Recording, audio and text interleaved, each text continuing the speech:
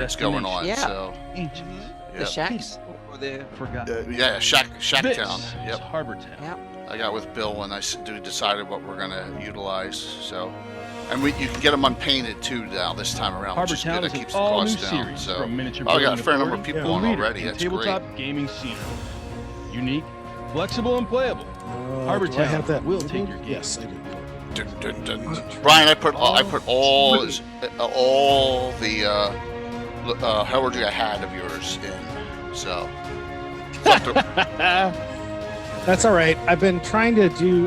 I'm trying to work with Asher and a little bit with There's Case. Alan, but I just haven't had a chance yet to kind of really put my full faculties towards the job. I've been kind of stopping and starting, and just haven't really been able to focus. I actually was sick for Thursday and Friday, and so I had the pulse oximeter out, and my wife was taking my temperature all the time. But it was basically I had like a low temperature. I had something else. Yeah, the low grade temperature is what's worrisome. Yeah, but it went away in 2 days. There you go. I've been good. It was something else. Yeah, and I'll just say right now the allergy season in Oregon is my butt. It's Yeah. brutal Tough here too. Yep. Yeah, It's brutal. as my wife refers to it as the tree sex is killing us all. So, Yep. Casey, can you hear us? Someone hear us? Echo, echo, echo, echo. I don't know why. Yes. Okay. They can. Where Good. is Yeah. where's the chat? It's usually on the right there. So Oh, I got it. There it is. Hello, everyone. Reaper just did that big Kickstarter a little while Oh ago. yeah. Well, since Reaper sponsors this channel, Leonard, I spent a lot of money on that Kickstarter. That stuff comes out April of next year. It is some awesome stuff, and Reaper is a great sponsor. They step up. They really step up. I gave away. I did 3 sets of miniatures on last week's Thursday night game from them. They're great. Awesome company. They really It's coming out. are just hundreds of minis for next year with that Kickstarter from Reaper. Let's see here. Yeah, it's awesome. They are a great company. They're doing a Kickstarter for Dreams in Gary's Basement. And that just really? goes on and on and on and on and on and on. Dragging on it. Yeah. I'm sure they'll get to it sooner or later. When it'll be. Here's the shanty town. Mine I want to be in. Here's the shanty town. Anna, Go did for they some ever bits. contact you to interview you? Sorry, Lemon, what was that? you mean? What was that, Leonard? The guys who are doing the Dreams in Gary's Basement. I had told them to. They haven't reached out to me. But we kind of an email back and forth. That was all that happened, so to speak. And then we it kind of didn't go anywhere from there. But thank you so much They for came out to my house once and did a little filming. yeah. But that's got to be in the ballpark of a year ago by now. Oh yeah, I think I remember that. Yep. Oh, by the way, Leonard, when we had you on a few weeks ago, Luke got called on duty and he was stuck on an assignment. That's why he didn't make it on. Remember when I was trying to get him on? He got unfortunately. So Okay. Well, That happens. he's the double essential employee. So. yeah. Yeah. What's up, Will? Good. What's up, Yeah, Antiquitas? What's up, Altair? What's up, Dorgrim? Got a nice crew hopping on here. We got Leonard here hanging with us tonight, man. So it's an awesome thing. Got some nice heraldry discussion coming.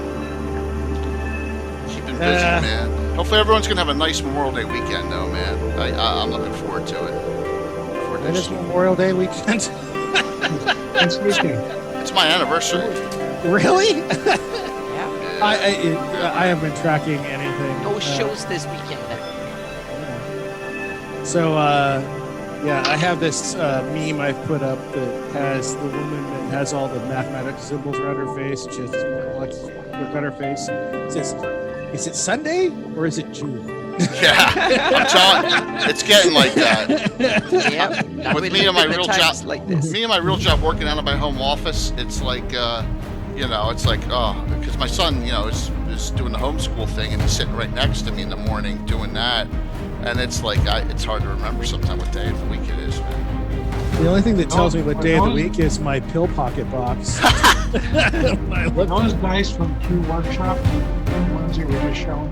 This is stratagem. I gave away a bunch of these last 2 months. These are called Titan dice. The size of those mamas.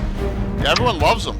So are they stone or are they? No, they're the same material. They are awesome, man. 25 millimeter. Jesus. I got 2 sets, and I roll terrible initiatives, and I fumble with them all the time. Yeah, so you can really hurt someone with those. Yeah, you could, man. But I got a pink set and that black set right there. I bet they should make a set in tungsten, so they automatically make deep indentations in whatever game table you have. So. Stratagem's another great sponsor. So. Yep. Yeah, those 4-sided die look like they could hurt like a caltrop. Oh. Yeah. We'll do a quick out they actually had points on them. That way you really could hurt yourself. Yeah, they're not really that sharp. They're nice. They're not caltrop materials. Yeah. I'm giving away a bunch. I'm trying to think. Yeah, Legos don't have anything sharp on them either, but they look like the same. Yeah, they're not even pointy. They're anyway.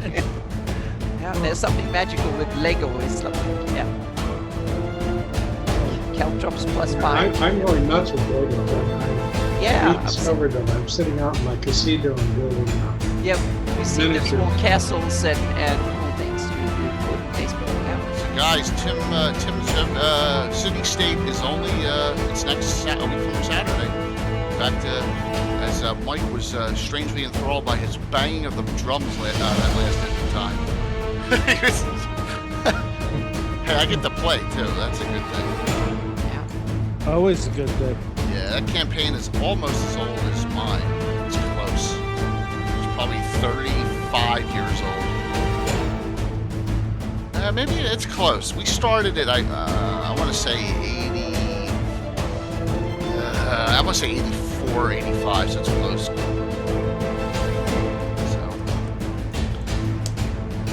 I would have been a young whippersnapper at that time.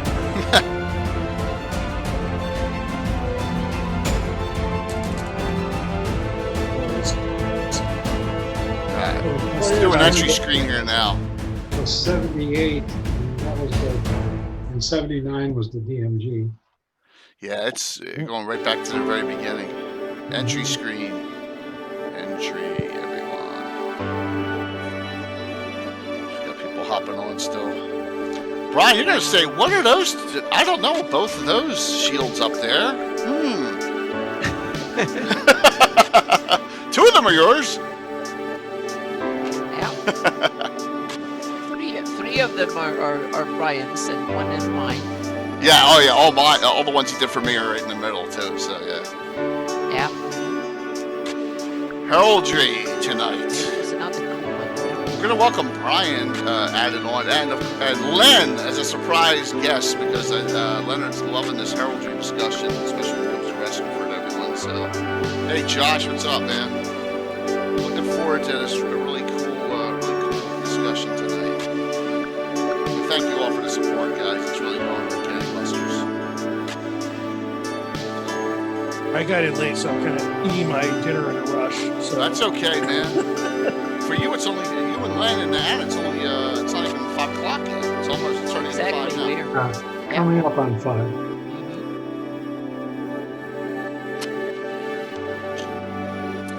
My plan is to beat feet at about 5:25. That's fine, man. Stay as long as you want. Participate as long as you want. Ask questions. He said, Brian, it's been a minute and a half. Hey, yes. Gary Hooligan. Sorry. What's up, Gary? Sorry, guys. I've been buried in books and keeping our business afloat. So Yeah. It's okay, man. We understand completely. I'm about to come on here. Really, it's okay, man. I mean, real life stuff has got to take precedent, you know? it's starting to get better. You know, we'll see how it all pans out here in the next couple of weeks. 1 minute before. We always do here.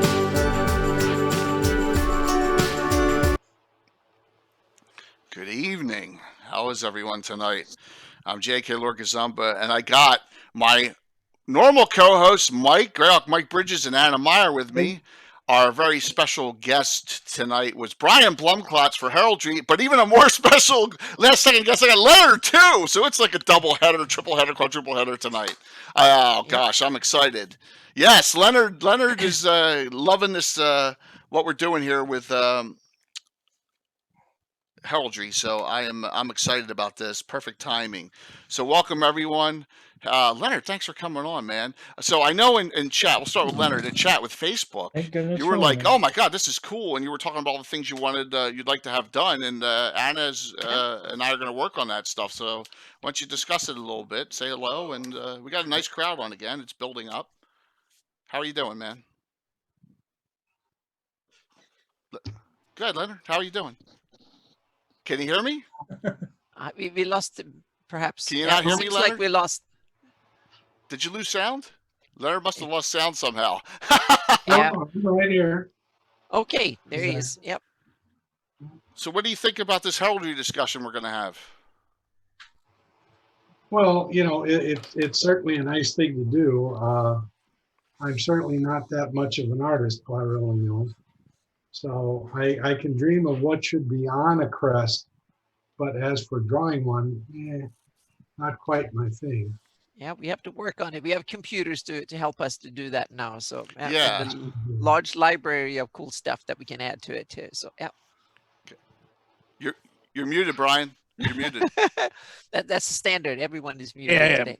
I'm sorry. I don't even draw, Leonard. I collage with images on a computer. Is what I do. All of us You do. know, man. occasionally I alter an image, and I've created a few, but it's all line art and vectors inside computer programs. I couldn't draw my way out of a wet paper bag. But as you can see, that's scrolling through now. That's all Brian. This is all Brian's doing. The first like 30 of these are all Brian's doing. There's Hardby with fully mantled, you know. So Yeah.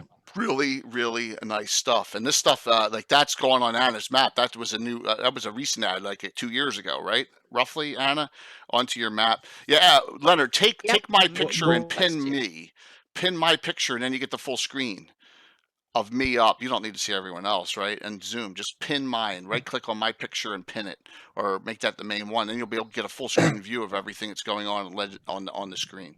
That's the way to do it. So so Mike, here's a question for you, Mike. Like, Okay. did this stuff entrance you when you first got the Clausography?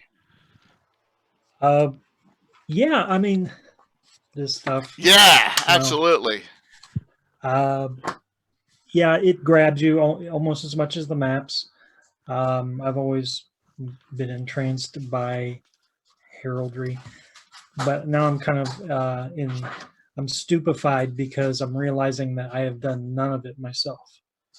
I've not drawn it. I've not done it on computers, and I'm curious why I've avoided heraldry. I don't know. That's a great point, and that's what Anna and I were discussing. What, 4 or 5 days ago? last weekend, I'm like, Anna, Brian's swamped. Let's do this. Yeah. And then, so Anna's been doing it, but I directed Anna to where Brian goes. I won't give it away. I was like, yeah, Brian, $80 you told me before, and now Yeah. I went there again, and I was like, okay, damn it, Gotta just do it. get it. Yeah. So I just, So Yeah, Armorial Gold is an amazing company. They have it's amazing vector art. The library you can purchase for them, and Yeah. then they do a monthly update. Okay, wow. When you purchase their Armorial Gold set, they have like a private little. I mean, it's really old school. It's like this basically it's a FTP portal essentially, Mhm. but with a web interface. And you go in, you download like zip files with the latest updates. So Yeah. yeah, they've been really good. I just been kind of not downloading them enough, unfortunately. But no, I love Armory Gold. So you went there? Both of Oh us. yeah, Both yeah. of I've us got paid the gold both of the us. complete library, and Yeah. it's awesome. So and Yeah. it's kind of archaic. I remember my when I used Coral Draw, because you must use Coral Draw because they come in Coral Draw and WMF, that is Coral Draw's exchange format. So you had to get another software so you can import them straight into or you can preview them. You can import them straight into Illustrator, and it works, and Photoshop too. They do. Oh God, what is the format? God, I don't even look at the formats anymore. Well, it's WMF works in Illustrator for those who wants to use it. Yeah. A pro tip: there is a little add-in you can put in, so you can thumbnail all of those files. Yeah, I found one that a little yeah. software, open source software, that you can actually preview them in Windows, and Brian, I just go to the site and then I go, and if you're logged in as a full account, you could download the JPEG and the PNG right off the site, and that's I manually download. Oh, that's new. Oh yeah, you can get whatever you want in so I just download it right in PNG. And I'm so glad I can get it. You can get it in vector, because then you can disassemble them and just use parts of it. Yep, and that's I've done what I do, and that's great. Yeah, a lot of the modifications I do are either alterations to existing ones, or I go and disassemble one to see how they did it, and then make my own if I need custom pieces. Yep. And then and then there, you can get some things like I needed a hummingbird, which they don't have, so I went to a clip art place that had vector drawings, and I found a hummingbird that was close enough to kind of heraldic standards, and I used that, because someone had requested a hummingbird in a shield or a kumquat. Yeah, the kumquat I was able to. They actually had something similar to a kumquat that I just altered the colors on. Yeah. Oh yeah, so the kumquat was a big one. So Leonard, what are you looking for as far as the first one you want to have done by Anna? Oh, I don't have a priority. What would you like to see? I just thought of 3 things that I'd like to see a crest for. Cool. And so since that's what you were going to talk about, I've given my list of things I'd like to see, and probably it's too much stuff, if anything. But I picked colors and things that should be on it, and somebody who is far more talented at doing that than me might do it in the next month or 2 or 3 or so. Well, go ahead, Brian. So, Leonard, what are these existing stuff, or is this brand new stuff that you want? Oh, brand new. I did the High Priest of Falcon, who's in on the northern peninsula of Lendor Island. He's an 11th level High Priest, so I thought it'd be good to have a herald for him, and him and his closest advisors are allowed to wear the same herald that he has. Everybody else has to step it down a little bit. So is this ecclesiastical heraldry essentially? Yeah. I think an 11th level High Priest deserves something. Yeah. Well, I mean, and that's an interesting thing, because it's sometimes kind of hard to build ecclesiastical imagery for some of this stuff, because the holy symbols aren't something you're going to find in someone's library. You have to build them. St. Cuthbert's symbol is pretty easy to do, because that one's been done to death in various art forms. But some of the gods that don't get a lot of love, you don't really have a proper image to go from. You have to kind of look at the description and then make it up. I mean, Ouija has a skull with a fireball behind it, according to the published stuff. I don't know what your original symbol, if that was your original take on the symbol, or is that Well, when I did the Sul Pantheon, I gave Gary the copyright to everything, Right. so that it would be his, even though I wrote it. And then he would go through and change this and that and the other thing. Because I created somebody that was called Grell, and he said, no, you can't have that because there's a monster called a Grell, which at the time I didn't know. So he wrote it backwards and made it learn. He did that to a couple things. Right. So he got his finger in the pie. He also did the standard divine powers per the Iridian gods, which I didn't get any input into that because I would have come close to what he did, Yeah. but not exactly the same. But you know, it was his thing after all. One of the things was I never was, since I was in Chicago and he was in Lake Geneva, that was a hell of a commute to go up and try and play in his game. I would have loved to, but just didn't happen. Mm-hmm. I would see Gary at conventions, especially when they did the Parkside campus, which I think is in Illinois. University of Illinois, I think it's University of Illinois. It's not University of Wisconsin. And there we had classrooms where you could hold games. That's an awesome thing to do, as opposed to trying to do your table next to the next guy's table next to the next guy's table. What a royal pain in the ass that is. This way, you each had your own room, and you could do what you want. And a lot of them had good audio, visual, and everything. So Leonard, I got an idea. So you got 3 shields you want done, right?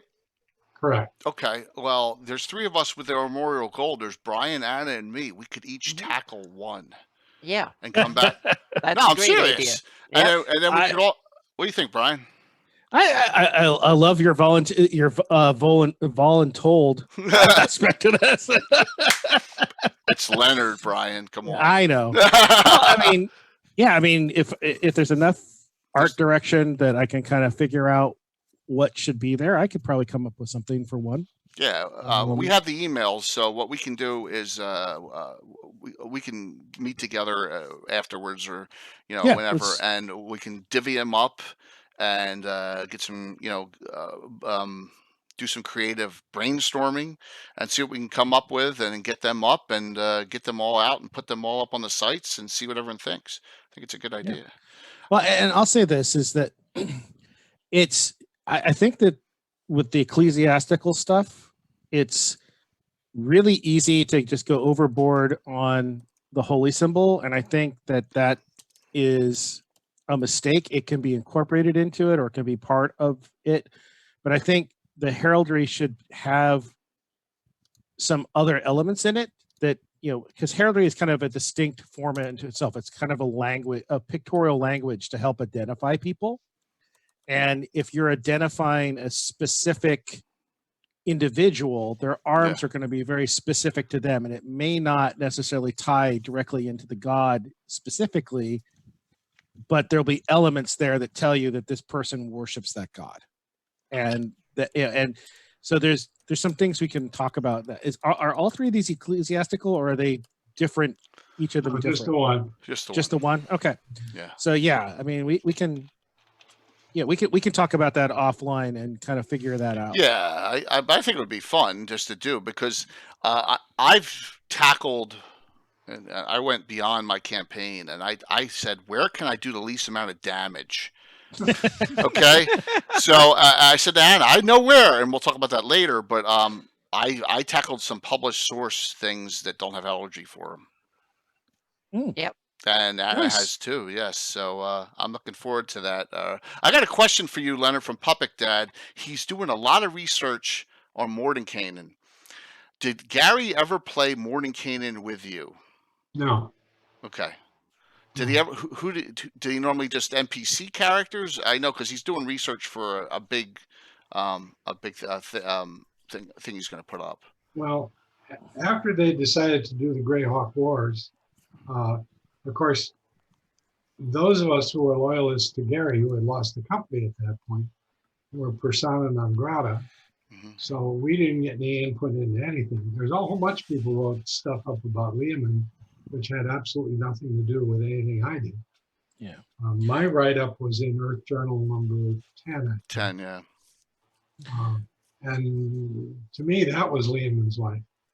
Okay. So, because when I that- have a couple things I can say to that. So some of the stuff you want to if you're researching Mordenkainen, some of the places you want to hit there, the old Pied Piper forums that Rob Kuntz's old company has some stuff. Colonel Plato was Gary's nom de plume on those boards. If you can find, that's where I found Gary's heraldry description for Mordenkainen, which is the crossed lightning bolts on a gold lightning bolts on a purple background.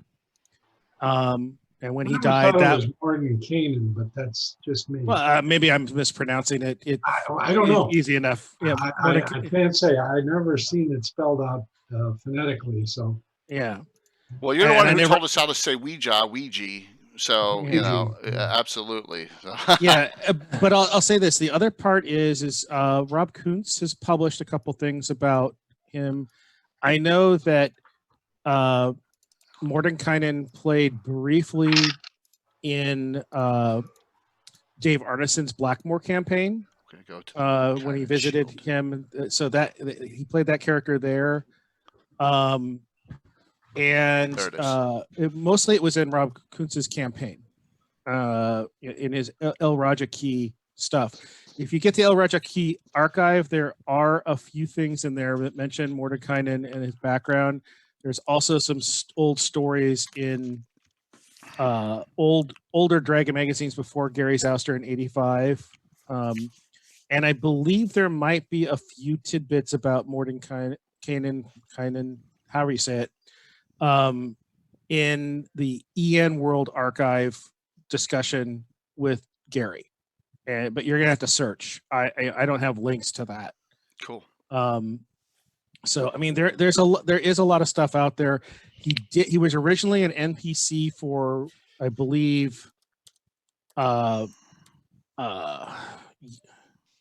the fighter, and then he kind of took over, as wizards do when they level up and become powerful in the game, because they're punching bags at first in first edition. He kind of took over as his main NPC, but yeah. So Awesome. that's what I know. So yeah. So the question is, because I know he's doing research on it. So he said, did Gary play in your campaign in '83, Len? A little bit before Greyhawk Wars, according to when you were running Lendor. Did he play? No. Oh, he did. No, because he used to Lake Geneva. Okay, I don't know, because someone in here stated it. He said he did, but okay, all right. Okay, thank you, Blue Box, for that. So, well, I hope that helped, and maybe he did start as a PC.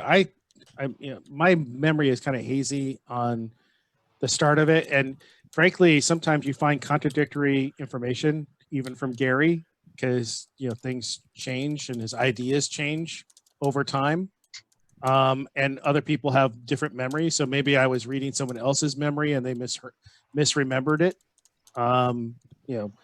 It's hard to sort it out. I don't have like a list of those sources in front of me right now. So, but good luck with your research, man. When they did one of the invitational tournaments, it was Brian Bloom and Gary, I think, and we would run them through our campaign, but they had their own agenda.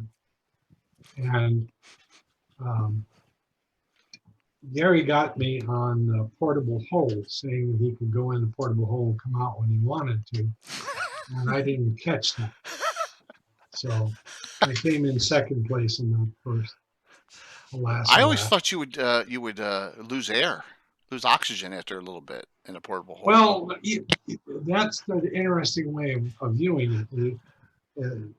The hole does go to another dimension. It can go ethereal. You could theoretically go astral. You could go to some of the inner planes of existence if you wanted to. But when you do that sort of stuff, somebody can find your shit.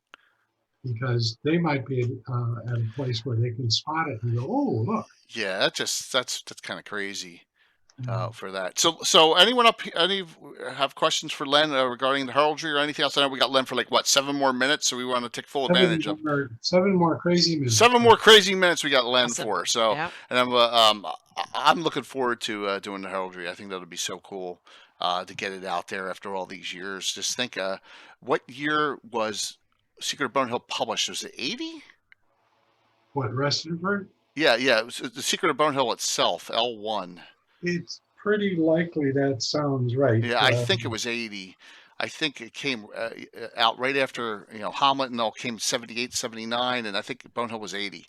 So we're talking 40 years for Restenford and that campaign, and this is like, we're trying to do a renaissance here of Greyhawk, everyone. You all know. So this is another thing. Now we're not going to overdo it, but we're going to try and add some heraldic symbols to things that deserve it or need it. So Mike, while Len's looking, what would be something you'd add to that doesn't have it? Something that doesn't have. Yeah. Well, first thing I was curious about was I'm glad Brian mentioned Morty having his own heraldry, the cross lightning bolts or whatever. Yeah. Because in that original box set, we have a Tensor symbol and we have a Robar symbol. Yeah. And I guess for space, that was all I had. But given the army list and whatnot that were in Dragon Magazine with guys like Big B and whatnot, I just know that there was probably going to be heraldry for other named characters in the campaign, in the setting. And so that's what I'd be curious about. Is like, is Big B's a hand or whatever? Of course, it needs to be a hand. Now, yeah. Couldn't be anything else. I have an individual shield for one person coming up in mine out of my campaign. So I love that direction, Mike. Sometimes they're big enough names, they need to have it, right?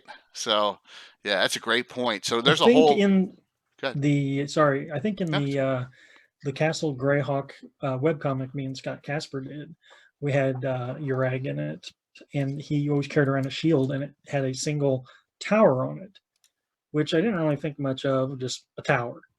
I don't even know if that was Scott's idea or if that was my idea, but I think the idea behind it was Citadel of 8 or something. I don't know. Probably. But the good thing is as we start to get back into this a little bit more, we can go with we can run with this and do all sorts of things because have some more on it. So Len, what other topics do you want to bring up in these final 4 minutes here? Anything else you want to like? I'm excited about the heraldry, and thanks for hopping on. It's always a pleasure to have you on. It's 81, by the way, for Bone Hill. We checked it. Yeah, I just saw it. Yeah. I was going to say it was 39 years. 39 years of Restenford, published. Everyone knows of. I mean, it's as long as I've been. Well, I did the Restenford in the one of those spreadsheets with all the tallies and everything in it, because when I did Restenford the first time, somebody who was only second level or lower didn't have strength, intelligence, wisdom, etc., and I upgraded all of that and got everybody in. I think I even did the men at arms, for God's sake. You're very detailed. I am. We used to call it anal retentive, if you will. Absolutely. The term now is OCD. Yes. Mm-hmm. Or just plain old smack dab Or crazy. some kind of disorder is probably more like. Yeah. Yeah, there's a lot of pronunciation issues. We're talking about pronunciation in the chat. Geoff, Jeff, Renee, Rennie. Oh my gosh, it's Ouija. Only the people who know Leonard, like we do, know that it's like a Ouija board, not Ouija. And I ooze. So we learned a lot of that stuff there. I ooze, yeah, absolutely. Well, that's the way I pronounced it. Now, I don't know that that's what Gary called it, but I thought it made perfect sense that I ooze. So it does, absolutely. It does. But pronunciation is a bitch anyway. Well, now, Thank you, Leonard. Really appreciate. I your time mispronounce today. things all the time, so Oh, we all I am do. not. I'm not an authority on pronunciation. Let's put it that way. We all get our stones busted. I always say stuff wrong and be like, "What the hell are you talking about?" So, heraldry, guys, heraldry. We're gonna get moving forward here, Len. Just hang, and then whenever you want to zip off, just say thank you and have a good one, man. Thanks so very much. I love that you just hopped on and came to chat about this, and we're gonna do some stuff for you. It's wonderful. It's good that there's excitement out there, you know. So Yeah.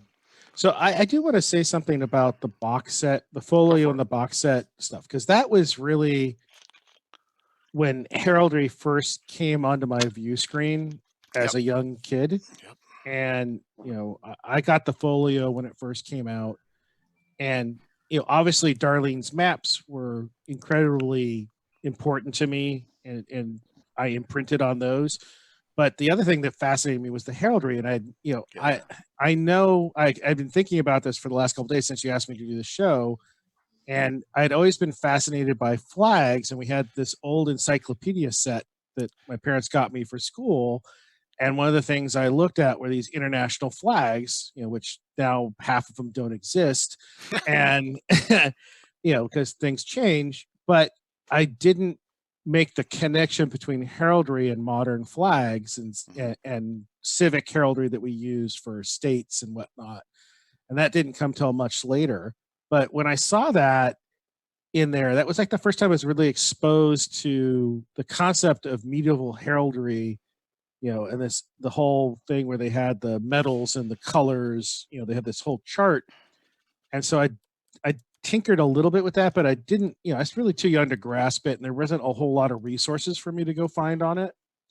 You know, you didn't have the internet where you can go find everything that might be true.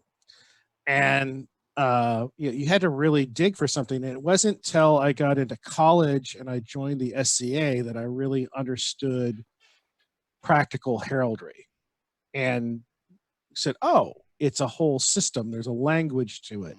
You know, it's a means of communication and whatnot. And then, you know, when I left the SCA, I continued my interest in heraldry, and, you know, have just over time, I've massed books on my shelf. I mean, one of my favorite, where is it?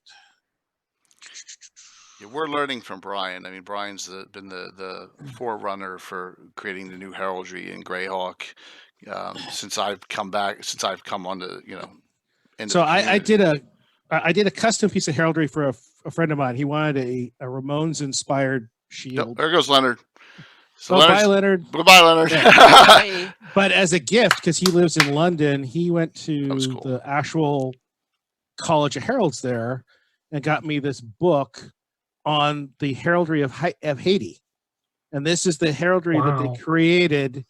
I didn't even know this. I didn't even know this was a thing. Wow. Yeah.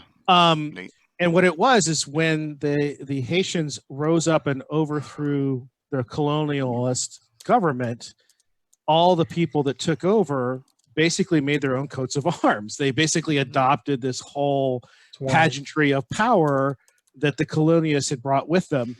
And it's this amazing kind of book. And so, you know, it's this kind of stuff that kind of expands my mind around what heraldry is, because most of what we know, because, you know, in America we're English dominated speakers, is English heraldry, which is a very specific system. The French and German systems are different. Russian heraldry is different. You know, certainly anything from the Middle East that's considered heraldry is very, very different.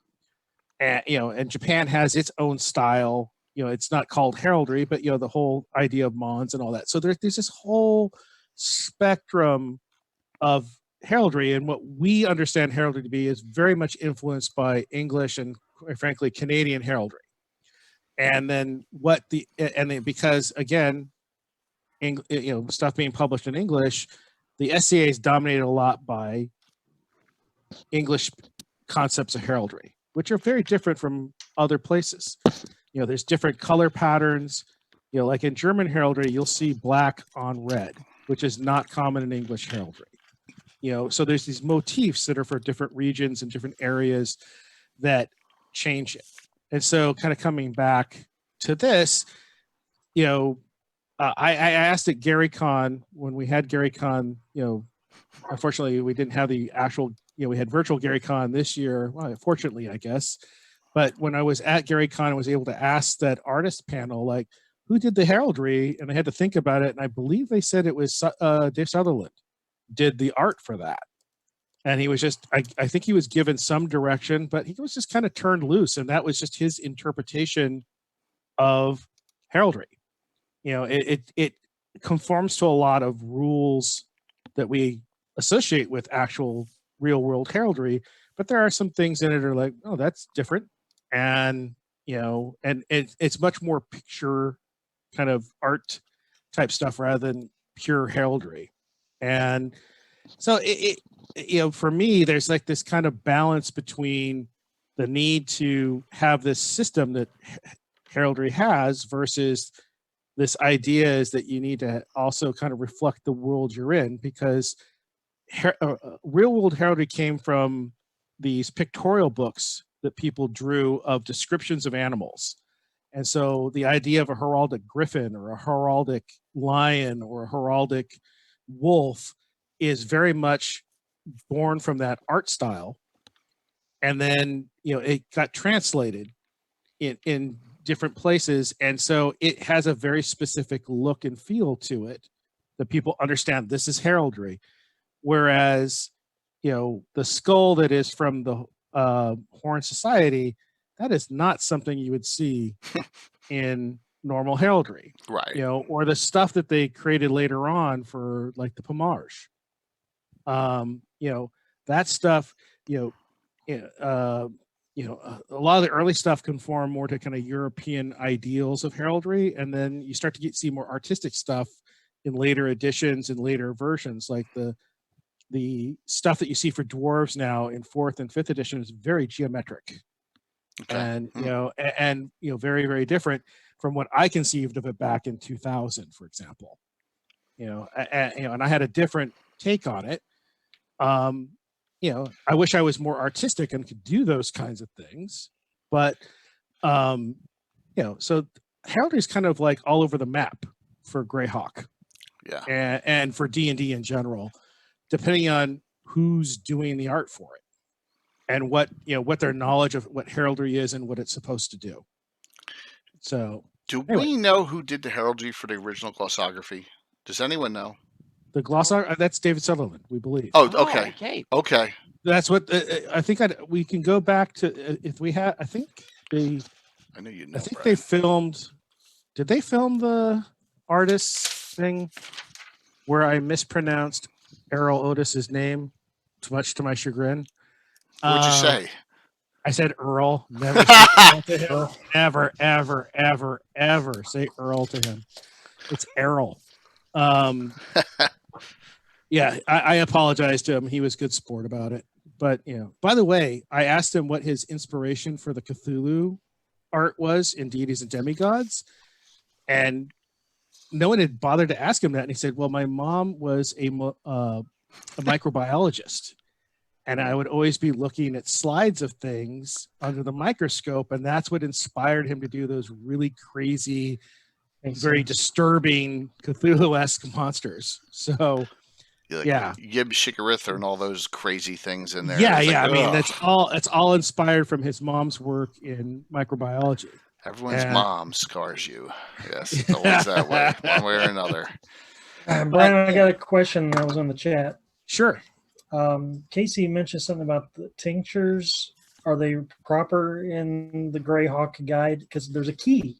Yeah, Gary took some liberties. Most of them are correct, but the bronze one, that doesn't exist. So brown is not bronze? Yeah.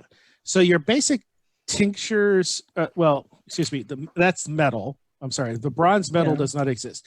In the, I don't have that in front of me right now, unfortunately. I'll have to pull it up. Copper's orange, gold, yellow, iron gray. See, he took the metal thing to be too literal, where he was like trying to fit the type of metal into that. An orange is a light orange could technically be a metal, right? but because you want metals to be light. The whole point of heraldry is contrast, because you need to be able to see it across the battlefield to identify it. And so the colors were all dark and the metals were light. And you had basically two metals, silver and gold. Yeah. And those are the primary pieces of the building blocks of heraldry. And then the colors, that depended on what region you're from. I mean, traditionally black, blue, green, red. I'm sure I'm missing something here, but the whole concept of light blue does not exist in English heraldry per se, at least early on, because early concepts of color didn't distinguish. You don't have Pantone in the medieval world, where you have all these different gradations of color, and when you're on the battlefield, you're looking across there, does blue look like light green? Light blue look like light green across a battlefield? You kind of needed solid primary colors with a contrasting lighter color, or, so you either had the metal on the background and you had solid colors on it, or reverse that with a solid color with a lighter image on top of it. And then how you layered that would give you the complexity of the arms. But that's the general rule. Now there were certain rules that were broken, but that's the general rule. So yeah, the chart on there is kind of iffy. If you look at that chart, the Ernst Bear makes much more sense, because that quote unquote is bronze on green, but it's terrible heraldry because it's really brown on green, and that just looks like mud on a green field from a distance. You can tell I love the Duchy of Ernst Bear a lot, even though that was my home region in living Greyhawk. It's terrible heraldry. But the way that they cheated that is they took the bear in the living Greyhawk shield and they put like kind of a light glow behind it, so it popped off the shield. And that was the only way you could really see it as a bear. Here's a question for you, Brian. As far as metals, I was doing a little research when I tried to come up with, because Fultus's symbol is an electrum colored sun, and I know electrum was a big metal back in the early Middle Ages. It's not used in heraldic at all. It's either silver or gold. I thought electrum is in between. No? Okay. No, electrum is a very D&D concept. I mean, I know it existed before that, but the whole idea of that as a currency is very D&D, and I'm not. Okay. I don't know the origins for that and why they chose that. I guess they needed something. But there's a shield right there, and I just said, just go with the gold, because the electrum looked like crap. Well, it doesn't provide enough contrast. Like, the yellow, if you go back to that shield, the yellow on it is probably a little too pale. It needs probably to be a little richer. Yeah. And it'll pop more. And that's just from an artistic point of view. I mean, it's still I'm trying to keep it. People would be able to see it and they say, oh yeah, that's gold on black. Right. There be no question about that. I'm just talking from an aesthetics point of view. Okay. You want a little bit richer, so it looks more like what we would consider to be a gold. And remember, what our sensibilities are different from medieval sensibilities. In terms of how we view color. And that is something that you just have to make a translation of. You do your best, and you kind of look for what's right.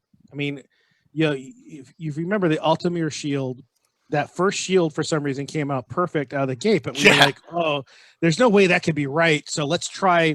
I know how many variations on that shield did I do? 20. 20 I still have them all. And we came back to that original shield because it looked the best. Yeah, so Brian's talking about this. That is my Free City of Altamira in Greyhawk, which is on the 576 map, everyone. So there you go. I gotta stress that. But so that literally was the first thing I showed Jay. Yeah, absolutely. And then I said, well, let's do a couple of variations, and a couple of variations turned into 20. And there were a couple cool ideas that came out of that, but nothing really had the power that this original image I love did. it. And Mike just, loves it too. He put it in the whole post. Remember, it's like, oh, yeah. And sometimes you get lucky like that. Sometimes I'll work on something and it literally does take 20 tries to get it right. Yeah. You know, because you just like something just doesn't seem right. You know, it's off. Like this one, I intentionally did kind of garishly because I wanted the elves things to look a little bit different. Yeah, I love it. And it is not a human sensibility. No, Let's just put it that way. It's And so it's elven. And, so for me, having it be a little bit harsh on the eye, I wanted it, I didn't want people to feel comfortable with it. Yep. And so, Celine Susforest Night's Watch, guys. That's what that one is.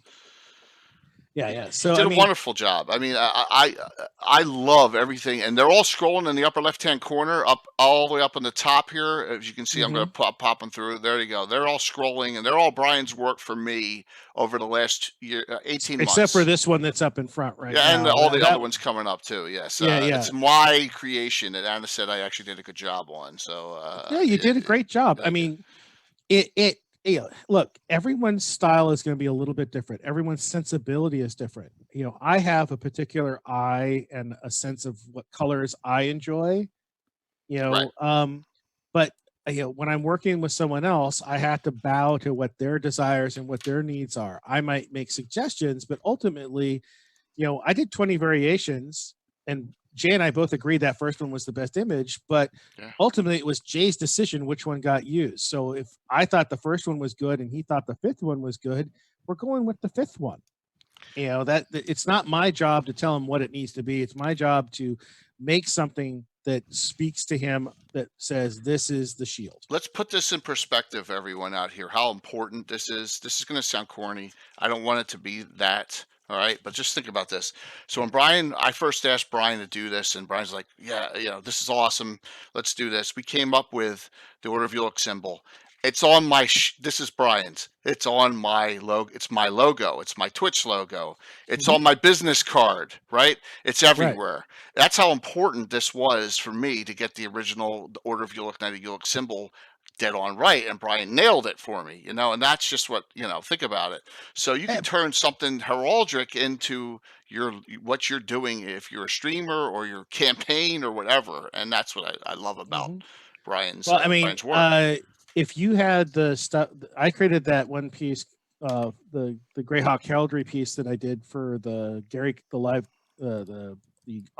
online GaryCon thing. That's my own personal device that I had created.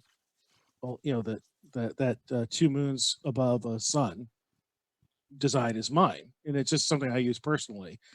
I don't show it around much because I placed it sort of as the personal arms of the Sun King of Arms of the Great Kingdom, who was Saracenis. The character that I created for Saracenis in Greyhawk is a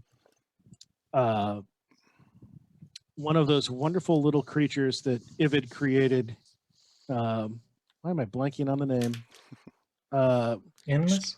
The Animuses, yes. He was the court herald of the Great Kingdom, got turned into an Animus, and so all of his worst personality traits came into the fore. And so all of the stuff I published back in 2007 were from his point of view. So what it allowed me to do is to have a specific point of view about the heraldry I was publishing, and it wasn't necessarily the truth; it was his truth, but not. It allowed me a distance from saying this is the absolute truth of what this is.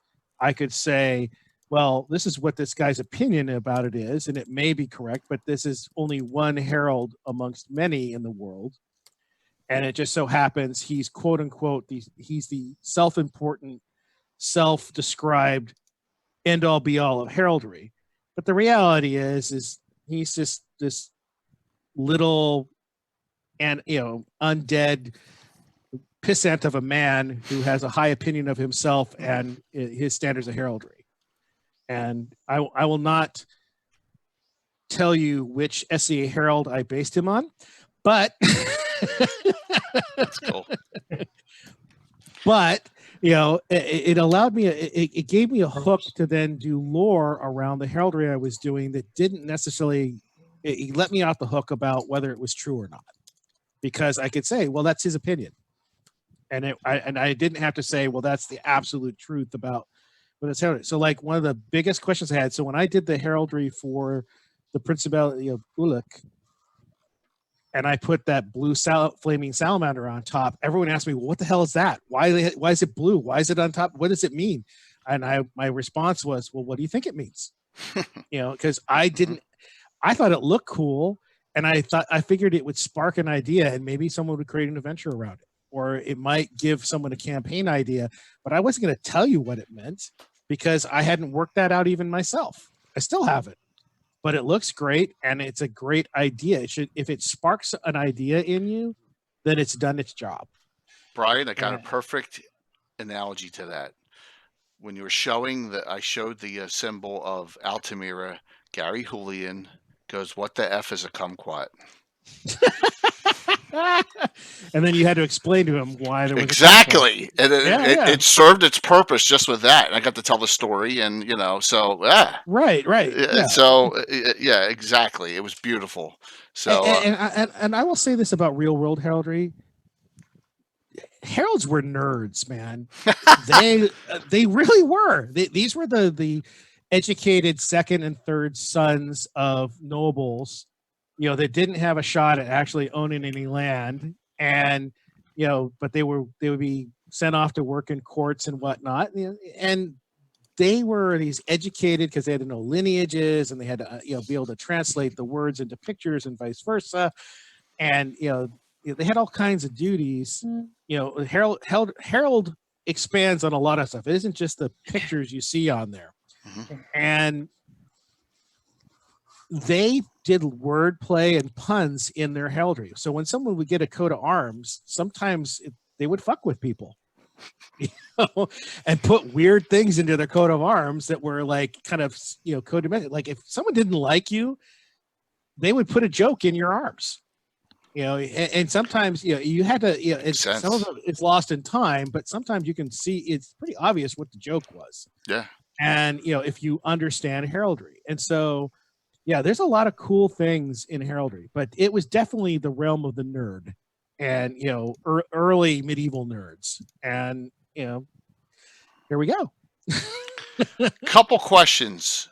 Sure. Persian heraldry, really haven't touched that much on the Western lands in Greyhawk.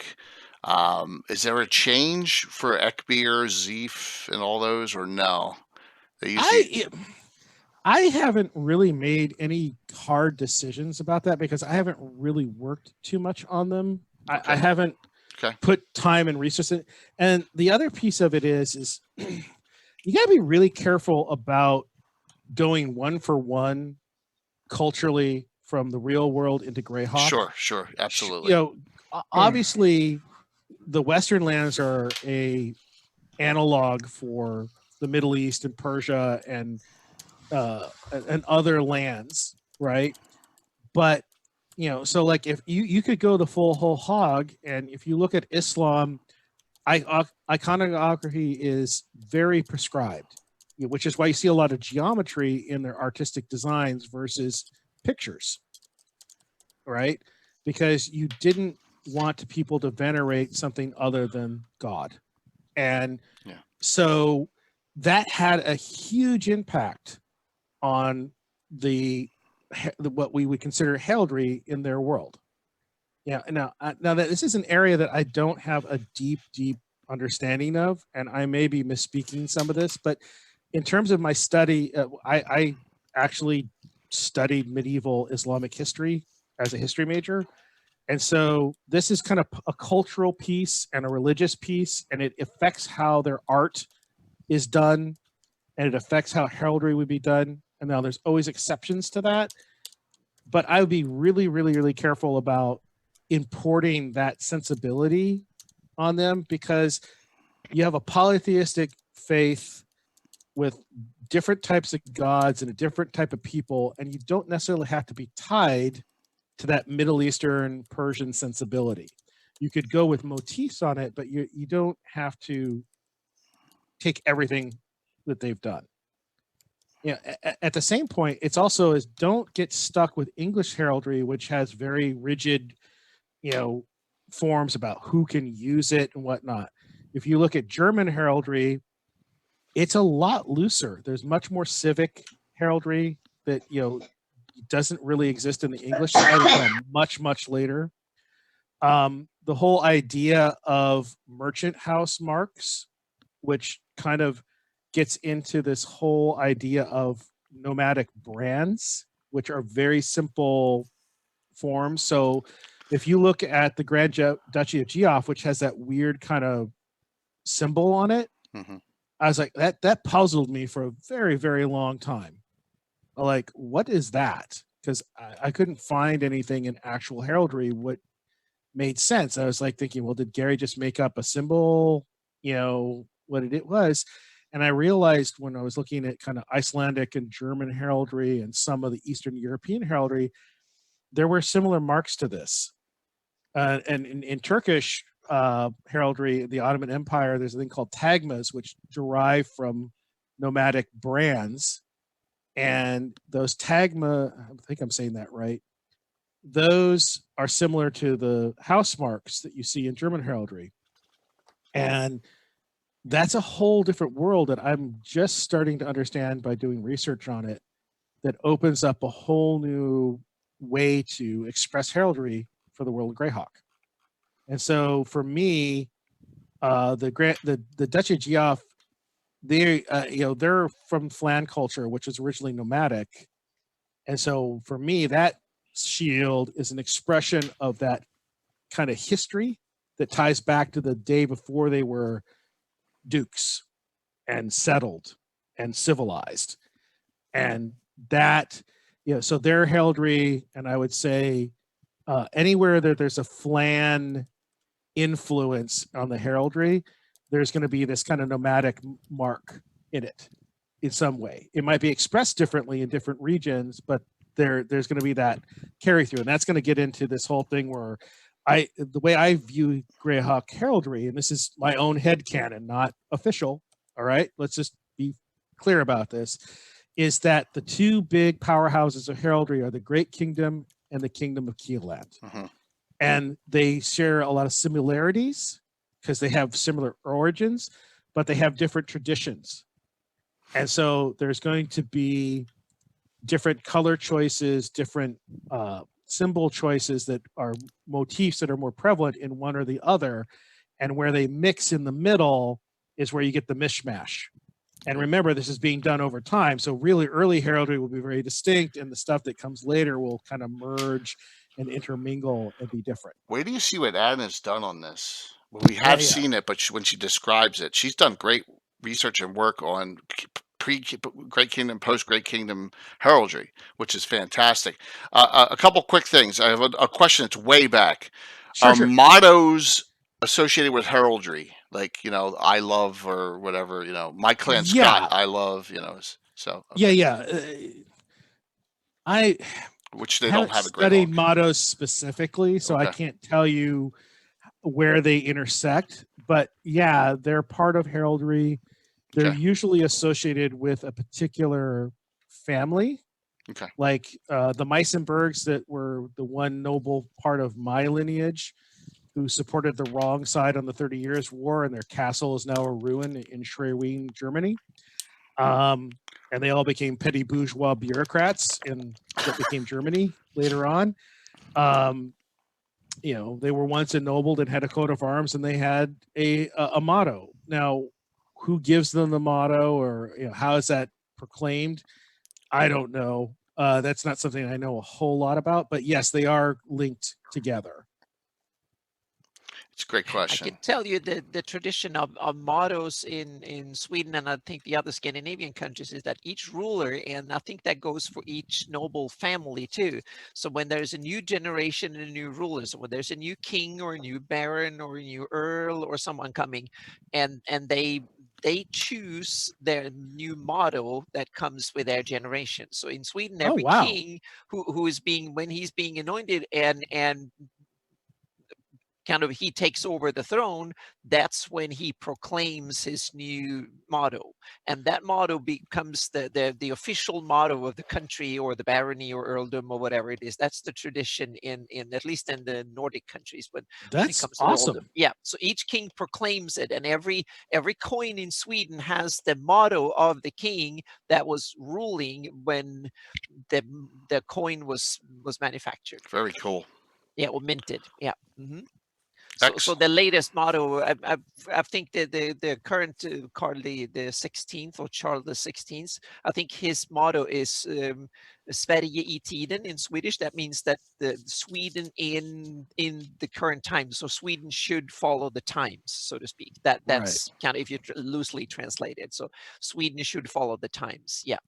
And that kind of makes sense. But one of the things that you find out is that kind of loose system, where it's changes with each generation is awesome. But I'm going to bet you that there is probably some other form of heraldry where they ossified it, and this is the family motto, and damn it, you better live up to it. Yes, and also back in the day, I'm sure in almost all European countries, they were proclaimed and written in Latin.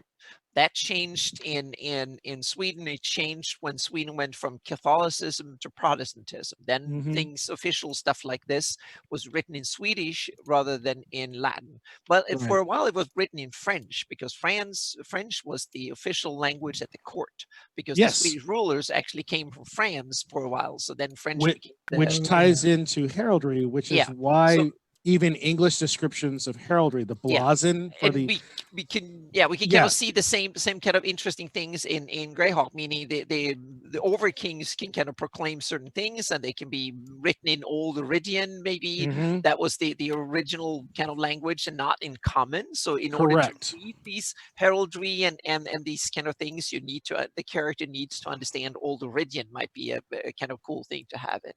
So there's a lot of these kind of things you can weave into your campaign. Right. And so to speak about the French part, so the reason that a lot of French is used in description in terms of blazoning. So if you don't know, the picture of a heraldry, the coat of arms is called an emblazon. The blazon is the word description of that, which is essentially a way of describing it so that you can send someone a piece of paper with a description, and then they can draw it. It's a way of, think of it as like early internet, where you're turning the image into packets, and then it reappears when the artist redraws it from the packets that show up. And so that because French was the court language and heralds were tied to the courts, that was the language they used for heraldry, even in English heraldry. So that's why gold is called or, and silver is argent, and green is vert. That's all French terms, and that's again, because the court languages of most courts in the time of heraldry was French. I mean, that's diplomatic titles are still in French to this day, because French was, and it was the Sun King. That was the most kind of prestigious court that set the rituals and the rules for Europe, and Europe conquered the world. So it was in those times when France and French was the kind of the epitome of European culture, and that's when a lot of these rules and things were settled, and that's been part of world culture now, because it was French culture when French was kind of the epitome of being civilized in a way, and courtly rituals and all that stuff. So But by the way, I do want to answer a question. So DM 221532. It's actually not a question. Yes, I didn't study bonds and whatnot. I do have a history degree, but I also do have an accounting degree. So I straddle both worlds. The brain number crunching number guy and the liberal arts guy. So and I kind of have a kind of a tie-in to Brian's, because I've studied international relations, international politics, and political science and history, and that ties into a lot of this, so to speak. So I also grew up in a country where every town and city had their heraldry on their road sign when you came into the city. Yeah. So it's kind of the heraldry on the little town where I grew up was actually very close to Verbobank. That was kind of Verbobank. That was kind of it was awesome. And it had this kind of the seed, what do you call it when you a bushel of seed of wheat, and it was like two goose heads on top of it, so to speak. So it was not too far. Every time I saw it, it was like, it's like I come from a place that the heraldry almost looks like it comes from Verbobank or Hamlet. So it was kind of actually cool. leads into a question I had was, Sure. has any of you come across some heraldry in your research or whatever that the Greyhawk guide nailed from real life? Good question. I haven't seen an absolute copy of it, but they're close. For especially the which is remarkable. If you haven't. If you, I haven't seen one that is exactly, so to speak. And since I stare at the heraldry every day when I look. I'm thinking at the more maps, like just the plain geometric ones. Well, when it comes to especially the Keelland heraldry with the lion, rampant lion, that lion is on the Swedish national coat of arms. Yeah, and in various forms, and many others, and it comes from, and it's on the Finnish one, and many others, because I think it was the early medieval times when lions, probably they had lions in Roman times in Europe. There were even lions in Southern Europe earlier times, before the medieval times, before they were exterminated. And then when the Nordic countries started having contacts down there, the lions were probably the fiercest animal that you can ever think of, and that's why they wanted it on their heraldry, so to speak. So like, lions are the coolest animal ever, which it's kind of weird, because you thought it would be cool to have a bear or some animal that are fierce from your home country. No, you wanted rare things from foreign countries, which is an interesting thing. So you have lions in Sweden, and even the Finnish hockey team is the Lions. They call themselves the Lions, and there's no lions in Finland more than in the zoo. But it's part of Finnish symbology, and it's been in Swedish symbology for hundreds of years as well. Puppet brought up a good point though about crosses. Yes. And I try to stay away from real world symbols when I do my Flanese heraldry. I try to, because I don't want it to interfere with real world, so to speak. Well, I'll tell you this: the shield of in the I'm gonna. I was laughing at Carlos. It's not Ekber. What is okay? So the one that is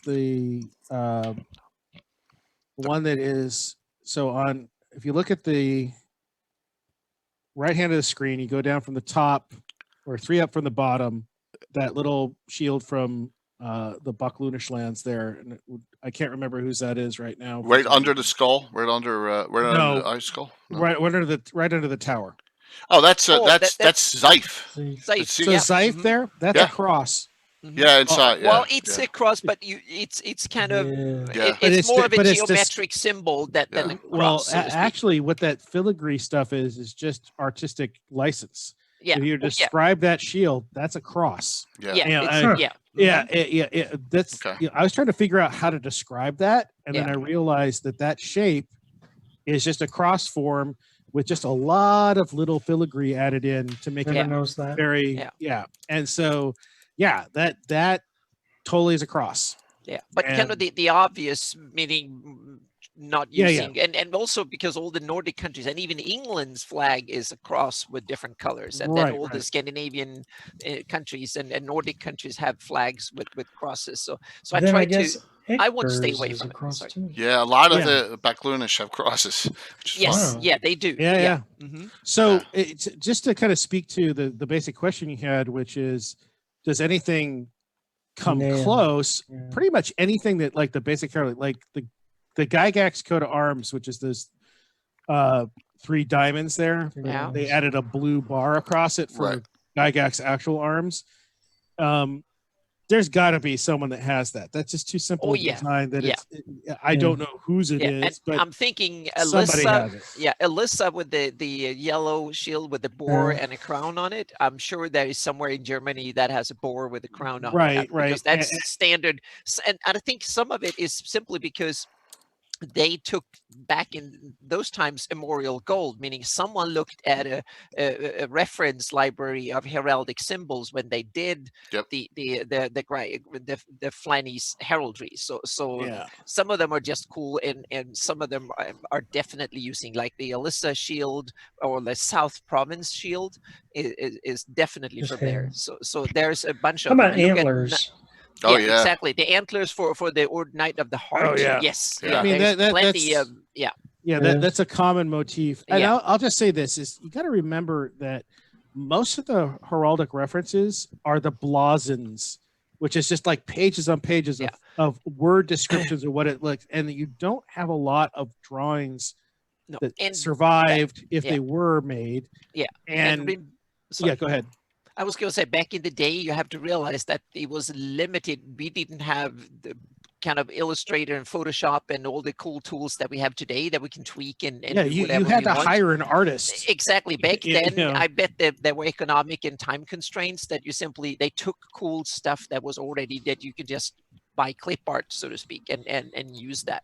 And Well, that's why I think that more with the crown on it probably came from, it's a clip art library somewhere it comes from. Well, no, that actually was drawn by David Sutherland. Okay. All yeah. that art is hand drawn by him.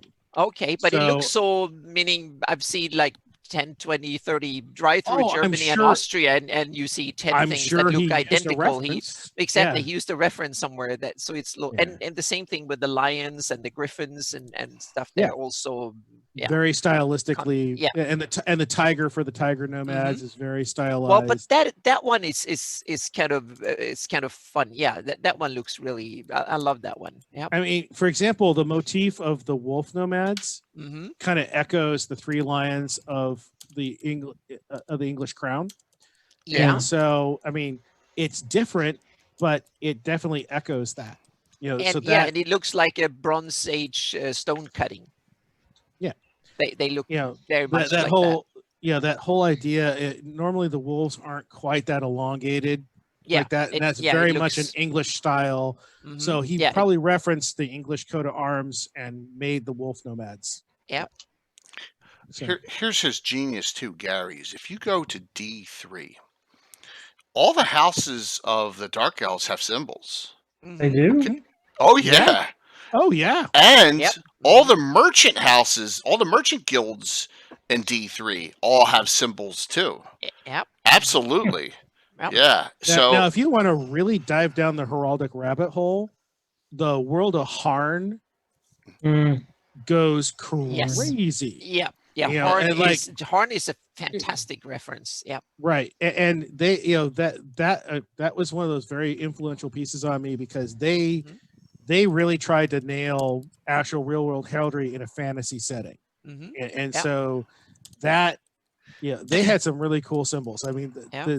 the symbols for the copper hook, that evil little church militant organization for the Church of Agric, is amazing. Yeah.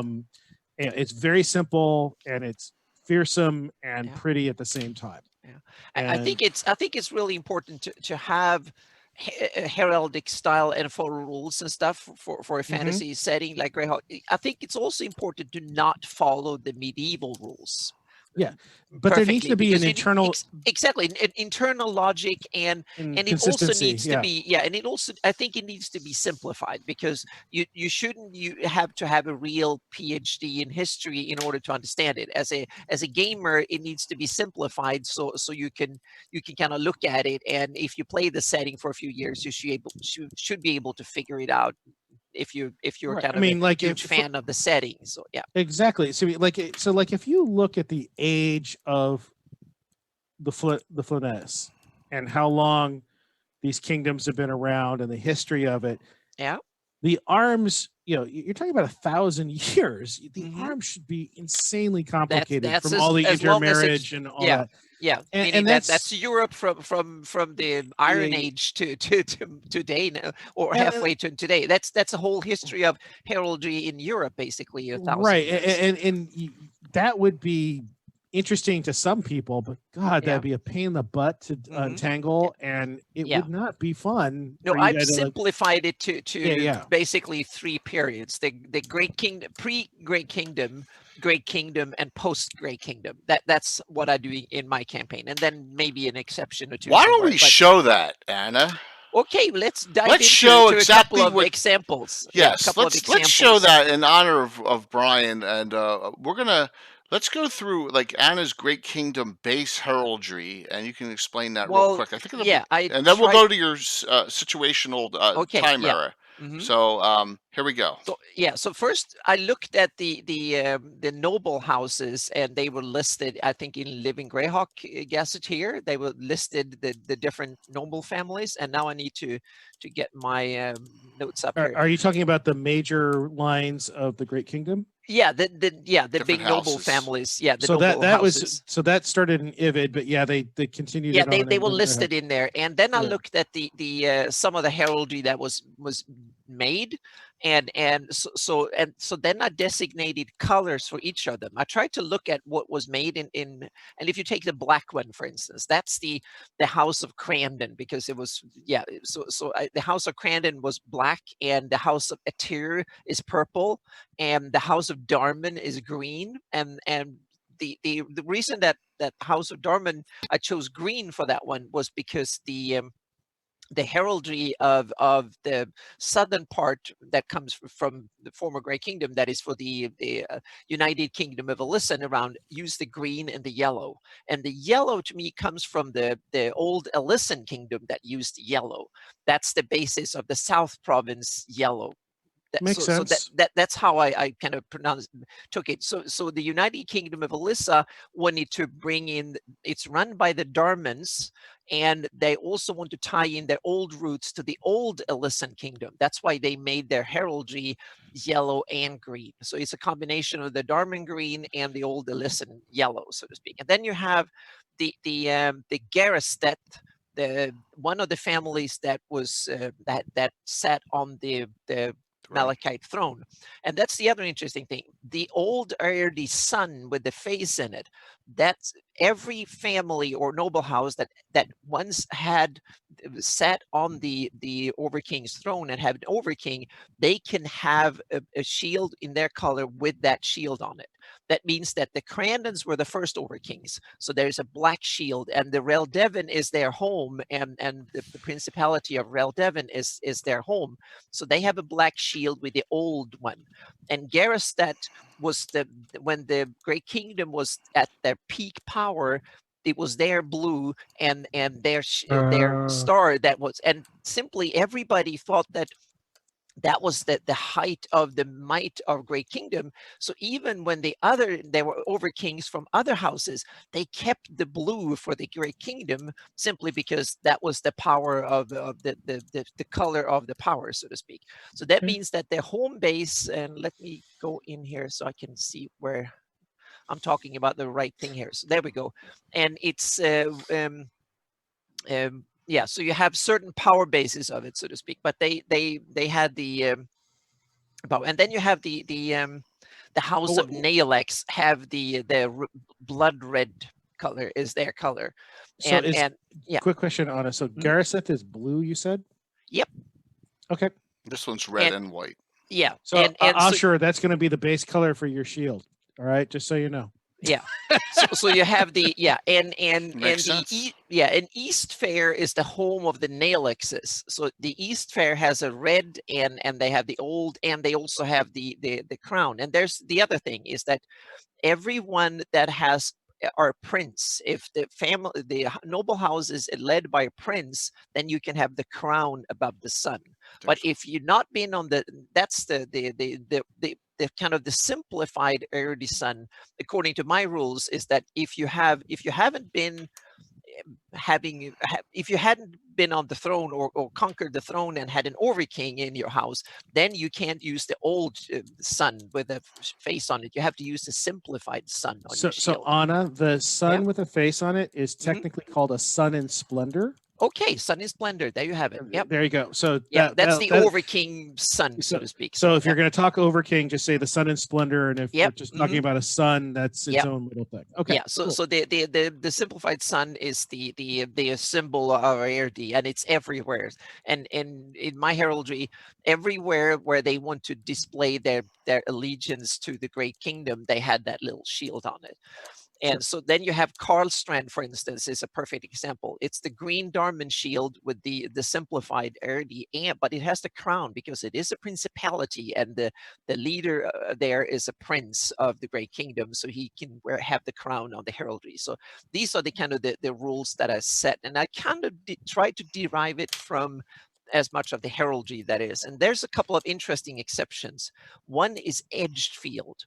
An edge field has a rampant kind of lion with wings or something similar monster. So I simply said that, okay, the edge field was actually founded, but one of the few Sul that came with it. So that's why they kept some of the Kioish traditions that were more Sul and kept it, but it didn't stick. So it's still the symbol of Edgefield, and it goes against the regular time. But here we have some that I've made for my new Shieldlands campaign. And Can Shieldlands. can I just make please. a quick Yeah. comment on it? Can you freeze that one, Jay? Yeah, sure. Well, So I gotta one of the figure out things which you one want it to is. do, one of the things you want to be careful with in the heraldry here is you either want to put that tree solidly down in the lower portion and not have it break the plane like that, or you want to have it in a much more dominant in the middle, straddling both lines, because the way I got it was done, it doesn't quite scan right in terms of heraldry. Okay. It Yeah. looks more like a piece of art than it does an actual heraldic piece, and there would be Yeah. no way to describe that as a blossom. So, like for instance, you could do the tree in the center a little larger, and then have two towers on either side in the chief's sections up top, for example, and that would make and just from a quote unquote proper heraldic perspective, that would play a little bit better, and visually it'd be a little more stunning, because right now those two images are really too small on there and they get washed out in the color. So you want to just speaking from a practical standpoint, if you want something that's battlefield ready, you want something that's going to be really pop, Well, real heraldry is not battlefield ready, so to speak. That's why you use banners. Later heraldry, yes. Early heraldry, no, that was very much battle ready. Yeah, because they were so simple that half the herald, 2/3 of the heraldry that is in the Flanders wouldn't fly colors in any, because it was so simplified. So I acknowledge that rule is there, and then I'm going to break it. Okay. And one of the reason I wanted to break it for that one was that I wanted the symbols behind it, like the little tower and stuff, are actually kind of standardized, so to speak, within it. And the colors and the white and the red colors are things that to me is that the colors, the white color is the color of one of the old noble houses of Haiti. That was actually the first one that settled Shieldlands from during the Great Kingdom days, long before it became Shieldlands. So that's why the color was white. And the red color was something that was added later, because they wanted to diversify out of it. And originally was the color of Ferrond, and that's another one that comes of it. And then the apple tree is simply because they needed a local symbol, so they were apple orchard. This is the old from Gensel, and then they added the black tower from Critwall as a symbol, saying that it was something that, and since the black tower is on top, that means that they are actually subservient to it. If the black tower would have been at the bottom, that meant that they were actually superior, and the black tower answered to them. So that's one of the things. I try to be simple logic. I don't want to be as intricate as old medieval heraldry, because that was, then you divided it up, and when once they were family, and then when they were cousins, they could put in a little bit, and yeah, it gets so damn complicated. But so, even with your the simplified heraldry you're doing, you'd still have more power if the tree was down in the red section and the tower was in the white, and it would still be over. I'm just saying, just from a visual perspective, in terms of how it pops, you it's one of those things that you just learn with doing, is that there's a visual language to it that Mhm. makes more sense. And it's the rules are there for reasons, and when you break them, there needs to be a really good reason for it. Mhm. So I'm popular, and like I said, not everybody's going to agree on what they want for their heraldry. This is Yep. yours. Mhm. I've given my opinion. Yep. Let's move on. Yep. So Definitely, I this, appreciate it too. Go ahead, Anna. yeah, this we got this some one, questions if you as can well. lock it on that one. Well, So me that's and, the I can that's lock the one I these. created for the Walworth Isle, the aisle middle of the near div where the admin fort is, and that's the one that from the early days of the Walworth family when and the one I wanted to have here was that they had a white wall, just like that's the name Crit Wall comes from there, because I said that Admundfort had a white wall and Crit Wall also had a white wall from like chalk or that the white rock, and then the chain is that, and the blue and the red is that the blue and the red is the old part of Aer the Old in Great Kingdom on the right in east, and then you have the new part of Great Kingdom, Ferrand, in the west. And because Admundfort was one of the first, that was kind of the a point of liaison between the east and the west, because it was much easier to go across near Döv, and Admundfort was kind of a halfway between Radagast and Lakish. That was the big ports in the east, and then the Willip and Divers and stuff in the west. And this is from the old days before Greyhawk was a big city and a stomping point in between. So Edmundford was kind of, I saw it as one of these kind of communication points between east and west. And that's the chain, and they have the ring in the middle and the two colors. So they kind of said that, oh, we are the bridge or the chain between the old and the new. And that's why they put it there. And then you have the Arity Star saying that, okay, we are part of the Great Kingdom and we're part of the Arity culture, so to speak. So you put it in. So that was the original one. And then Asher after, asked a question, Anna, about yeah, change over time, and this is yeah, perfect to yeah, the to perfect, show yeah, you that. yeah. So what I did So was that after the Great Kingdom fell apart, so to speak, then all of a sudden they realized that, oh, the Great Kingdom is no longer there, so they didn't want to flaunt the thing that they were heraldry, so they started removing the heraldry star from the heraldry, but kept the old heraldry. And then after a while, when the Shield Land was formed, they realized that, okay, now Admundford and the earldom of Walworth is just one part of the Shield Land. So then they added the final, that became the Shield Land kind of touch to almost every shield. And that's the red. And the other story I had, or the white board with the little tower on top, but also the red that, because the red that is on the Shieldland shield is not the same color as the Ferrand red that is on Divers and Forundi and stuff.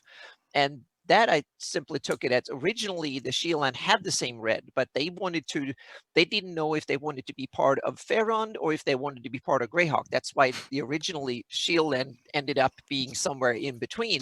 So they had to choose a different red. So that's when the famous red apples from the orchard of Gensal became the symbol. That's why they also have the tree on that symbol. So that red became the shield, the red for Shieldland, so to speak. So I tried to tie these stories into it. Yeah. So there's an alternate explanation for this, in terms of why there's different colors. You can of have red. many rumors. The more the merrier. Right, right. And I'm just saying this is just another way to look at it, and this is kind of more from history than it is necessarily. Anna has this particular way, and it ties in and has a story, which is great.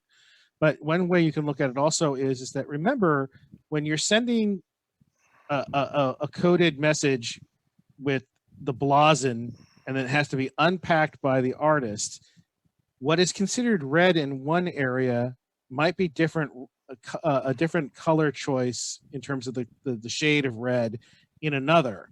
And so they're both red, but they're just done by a different artist, and they might have a different regional sensibility. Okay. And there really isn't like a symbolic meaning to it, because red is red.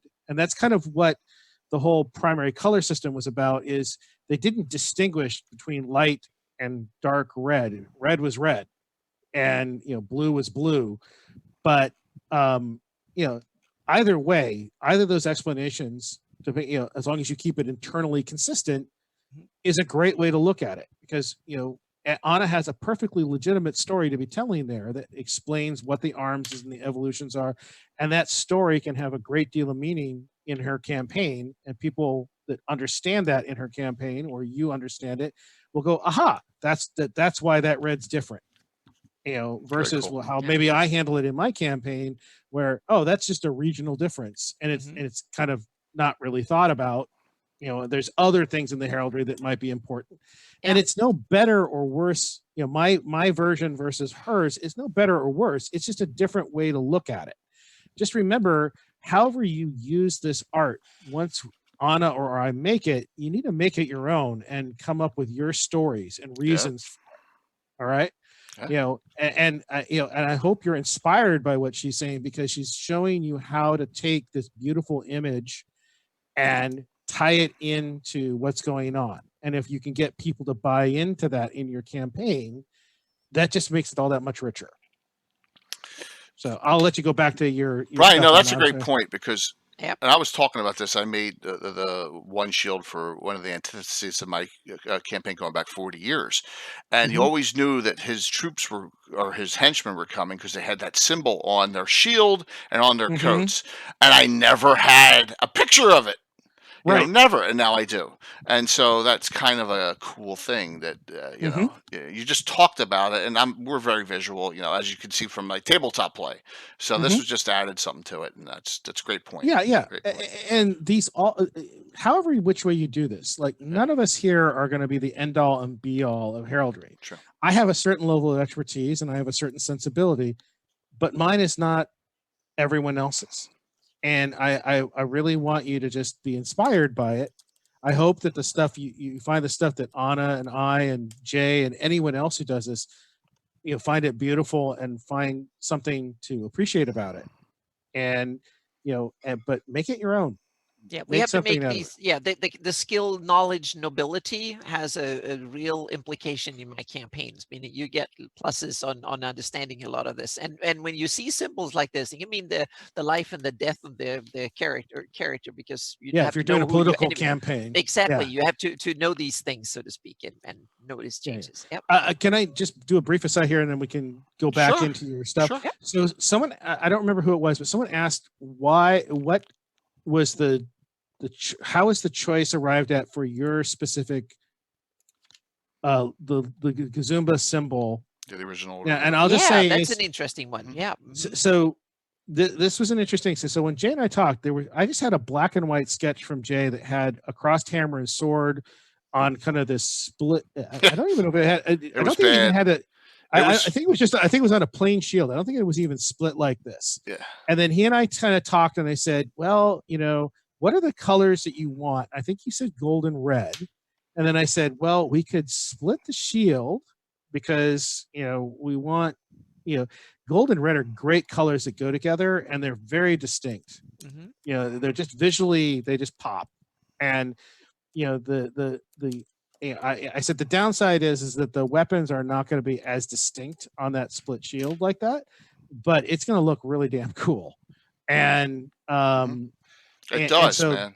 Yeah.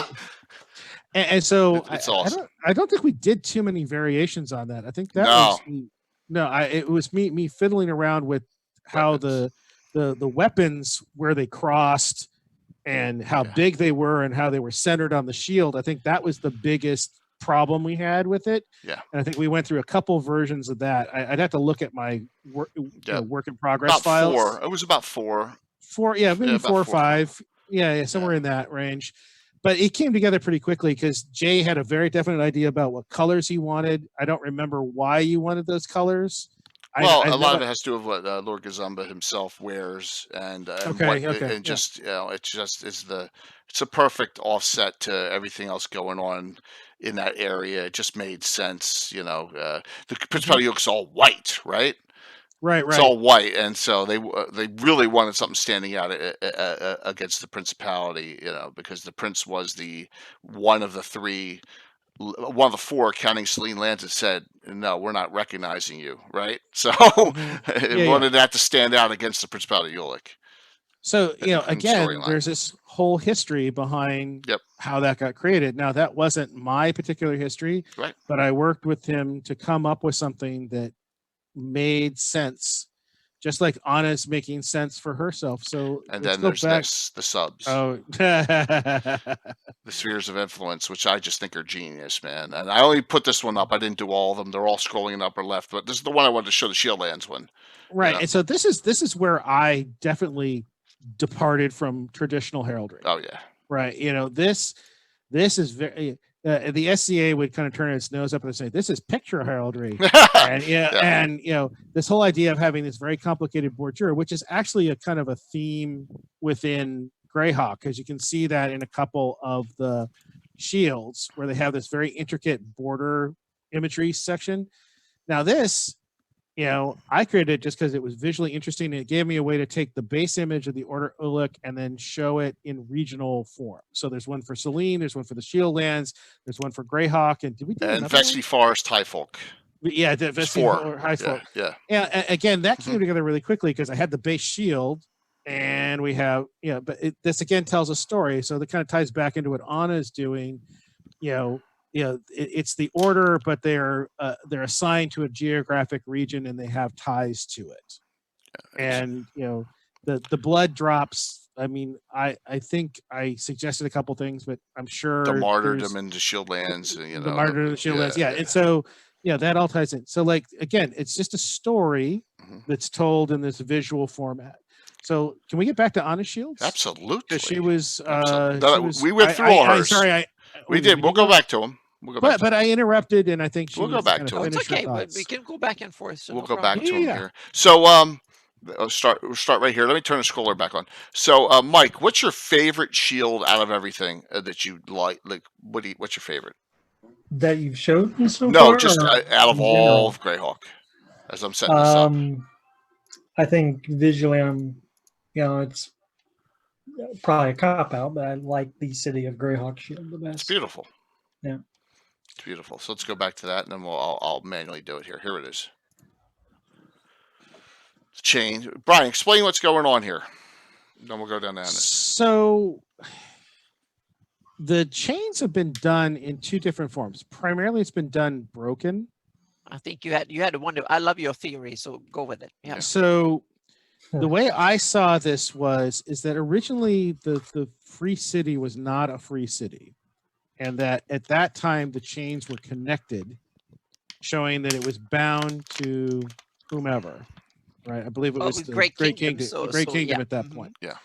Or there wasn't even change on there. And then what they did was, when they became the free city, they either put the chains on there or they broke the chains that already existed on there. I think because there's a version of the shield that has the official version of the shield that has the chains together.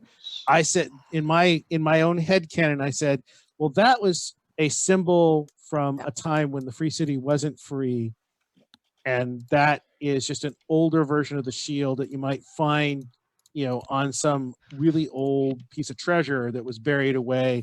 Yeah. Because it's not the modern use of the shield. Yeah, for me, for my campaign, I will do 3 versions. I will do one version with the ARD star keeping tying the In two between. That's a chains great together. idea. Yeah, as Yeah. beginning, meaning that was the first shield when Great Kingdom was founded as a city in the Great Kingdom. And then I will do one when the chain is whole, when they realize that things are falling apart, so we get rid of that and start being ourselves. And then when they really had declared and was seen as a free city, they split the chain as a official symbol that now we're on our own and we are our own sovereigns. It's awesome. Which is again a great way to break from kind of heraldic tradition, which is very ossified and things don't change very often. Yeah. Unless there's a reason for it. But again, this is fantasy heraldry. You can kind of be a little more fluid with how you handle it, and it's a way to explain why there's a variation in the artwork. And Anna's taken it a few steps further than I have, but it's the same basic idea. Yeah. Please go ahead. I was going to say, there's one other thing that I stole from the Greyhawk heraldry, and I love that heraldry, is the city, or the city symbol with 3 towers, and I simply said that was a standard ARD symbol for city. So because it's on divers and it's on Greyhawk shield, True. so I realized that okay, they are both cities that were founded by the Great Kingdom and Erdi. So I realized that that symbol. So in my camp, I took it to be that's the standard city symbol, meaning powerful cities have it. So I reused it. So Yalpa has it, Torish has it. See, big old cities that had it. There is one exception, and this Rel Devon, because they use the. I haven't made the city symbol for Rel Devon. I have to come up with some cool symbol of using that one, because it's one of the old metropolises. Rel Astra used a ship instead, so to speak. So they didn't go with it, but I reused that kind of in different variants, so to speak. In Toric, it's bent like this because it's like on a hill, so it's bent, it's not level. And I can offer you this, Anna, is that they can have more than one symbol set that they use to distinguish a city. Yeah. And remember, it might start out one way. Yeah, and then and then it just becomes kind of like a symbol they use, and it may or may not convey the same meaning, because things change over time. So you don't have to necessarily be locked into using that particular symbol. No. Yeah. So I too love the City of Greyhawk symbol. I have others that are kind of my faves, but the reason that I love it is that it's very evocative of what the city is, because it's a walled city. It's free with the broken chains. And then it has those gold rondels, coins, essentially, kind of showing commerce, which is the main reason for Greyhawk's existence, is at the intersection of all these trade routes. And you put them, Brian, on my Order of Ulick shield, which is in the upper left-hand corner for Greyhawk too. Yeah, which is a great connection as well. Right, and it's just a great visual, and then having the hawk on there, of course, is very, kind of on the nose, but it's awesome. It's perfect. Now on that full shield where I added the horse and the fish, that was kind of tying into this commerce idea of shipping and overland trade. And that was like an early design. I may have done. I probably would have done something different today, but at the time that was kind of what I was thinking. This is over a decade ago. Yeah. That's 13 years ago when I did that. So, but I just chose. I said, well, what would be what kind of supporter is like? Greyhawk really doesn't have a whole lot of pretense. They're about the money, and so that's the kind of symbols they're going to slap on their shield. And they're also, this is the other thing is that, this was something again where I had this whole point of view from Saracenis, this Sun King of Arms animus from the Great Kingdom, is that when the Free City broke away, they basically invested, they essentially allowed the oligarchs to be bribed to make someone the chief herald of Greyhawk, and then anyone could buy their way into a coat of arms, and so it kind of cheapens the arms that are created by Greyhawk City, and they're kind of looked down upon by the nobles, because pretty much anyone with some funds can get themselves a coat of arms there. And they steal, and they don't really uphold traditions. So they're kind of like the bad boys of heraldry, and no one gives them any respect. That's again my own headcanon. And so that's the place where I allow heraldry to mix a lot in that particular region, the Wild Coast, Greyhawk, because they're less concerned with the standards and they like to take on the trappings of power, but they're not really concerned about asking for people's permission. And that was cool. Kind of my whole thinking about. So any heraldry I do there is usually kind of like a little more underground in terms of what a fantasy heraldry could be, and they don't get a lot of respect, but they have a lot more fun than the stodgy stuff. That's ahead. cool. Yeah, I have another kind of hang up that was kind of that I spun off on the idea a little bit when I saw in the Great Kingdom in heraldry there's only one yellow, and that's the South Province, and that yellow is not the golden yellow, it's more kind of a citrusy lemon yellow Mm-hmm. compared to so my theory was that if you look at the Duchy of Tin has a golden yellow, meaning like gold with a rune on it. Mm-hmm. So my idea is that traditionally the Flan tribes had golden shields with their tribal sign on it, so to speak. That was their tradition to have heraldry. So they had golden shields to shine and show that we were rich and we could have golden glimmery shields, and then they put their house sign on it or their tribe sign or whatever. And then when the Erdi wanted to be different, so they didn't want to have gold on their shields, so they had colors just to distinguish themselves from the Flan that they were in and conquered and I'd be wanted a to be superior. little careful about painting yourself in a corner with that story. Oh yeah, it's yeah. just one of these kind of that I use in my own campaign, just because I wanted to kind of diversify. So the Erdi back in the day when they came, they wanted to differ themselves from the Flan. That was the whole idea, to be kind of, we're not just we are doing more artistic, use more colors, and that were difficult to get, so then just dig up a metal in the ground, so to speak. So that was my kind of theory of why that was. Yep. Yeah. I'll so the basic question is what was your standout? I mean, aside from the cop out of us saying the city of Greyhawk, which is an amazing shield, I think the most interesting stuff is from the Bakalunish lands, because it's so different. It is. Yeah, You're right. yeah, and that one takes a little more doing. It's a little harder to work with because you're dealing with a script that doesn't, it's a little harder to do. And I think that, trying to figure out what, for just because I'm interested in heraldry, trying to figure out how to make something that makes sense for that region based off of what little samples we have, so that it's rich and has its own kind of style apart from Keelland and the Great Kingdom and the rest of the Flaness, is something that is intriguing to me.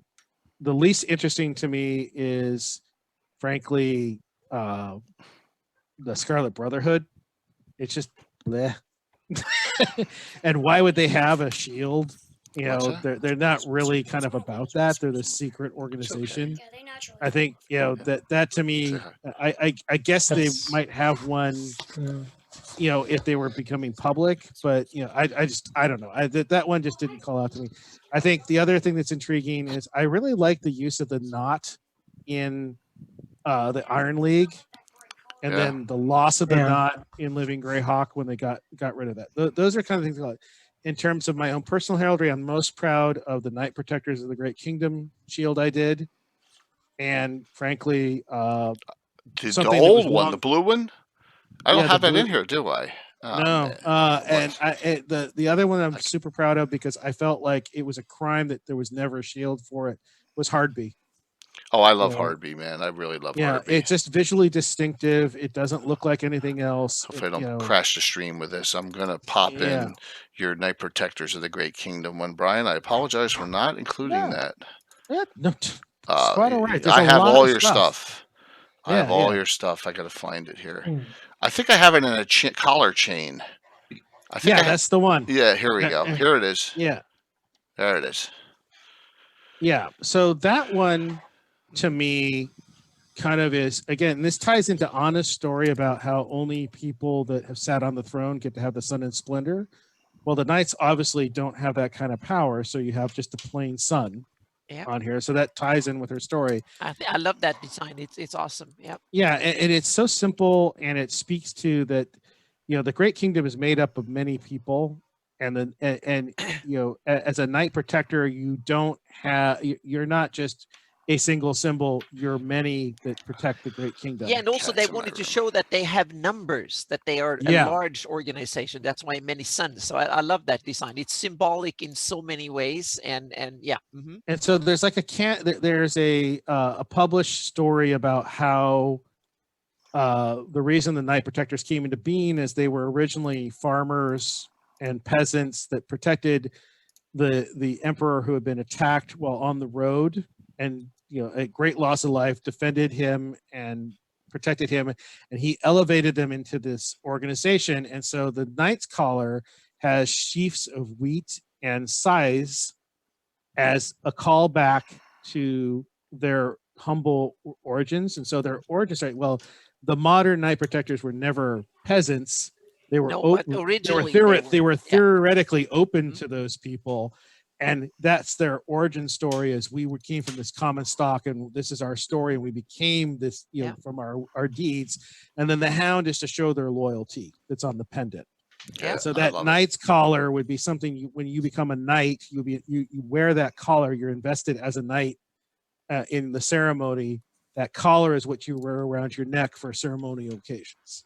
And Brian made a collar chain for me as well, which I show a lot of times in my entry. Right. And so that's, so that's the Order of Uluk's collar, and that, again, that just adds a layer to Jay's campaign. Now, when I brought that up to him, he immediately glommed on the idea. Oh my God. Yeah. Because now you have this symbol that, people can aspire to, and there's something they can lord over their fellow players. I've got my collar, where's yours? And that adds a layer, and it's just a simple little thing. And there it comes.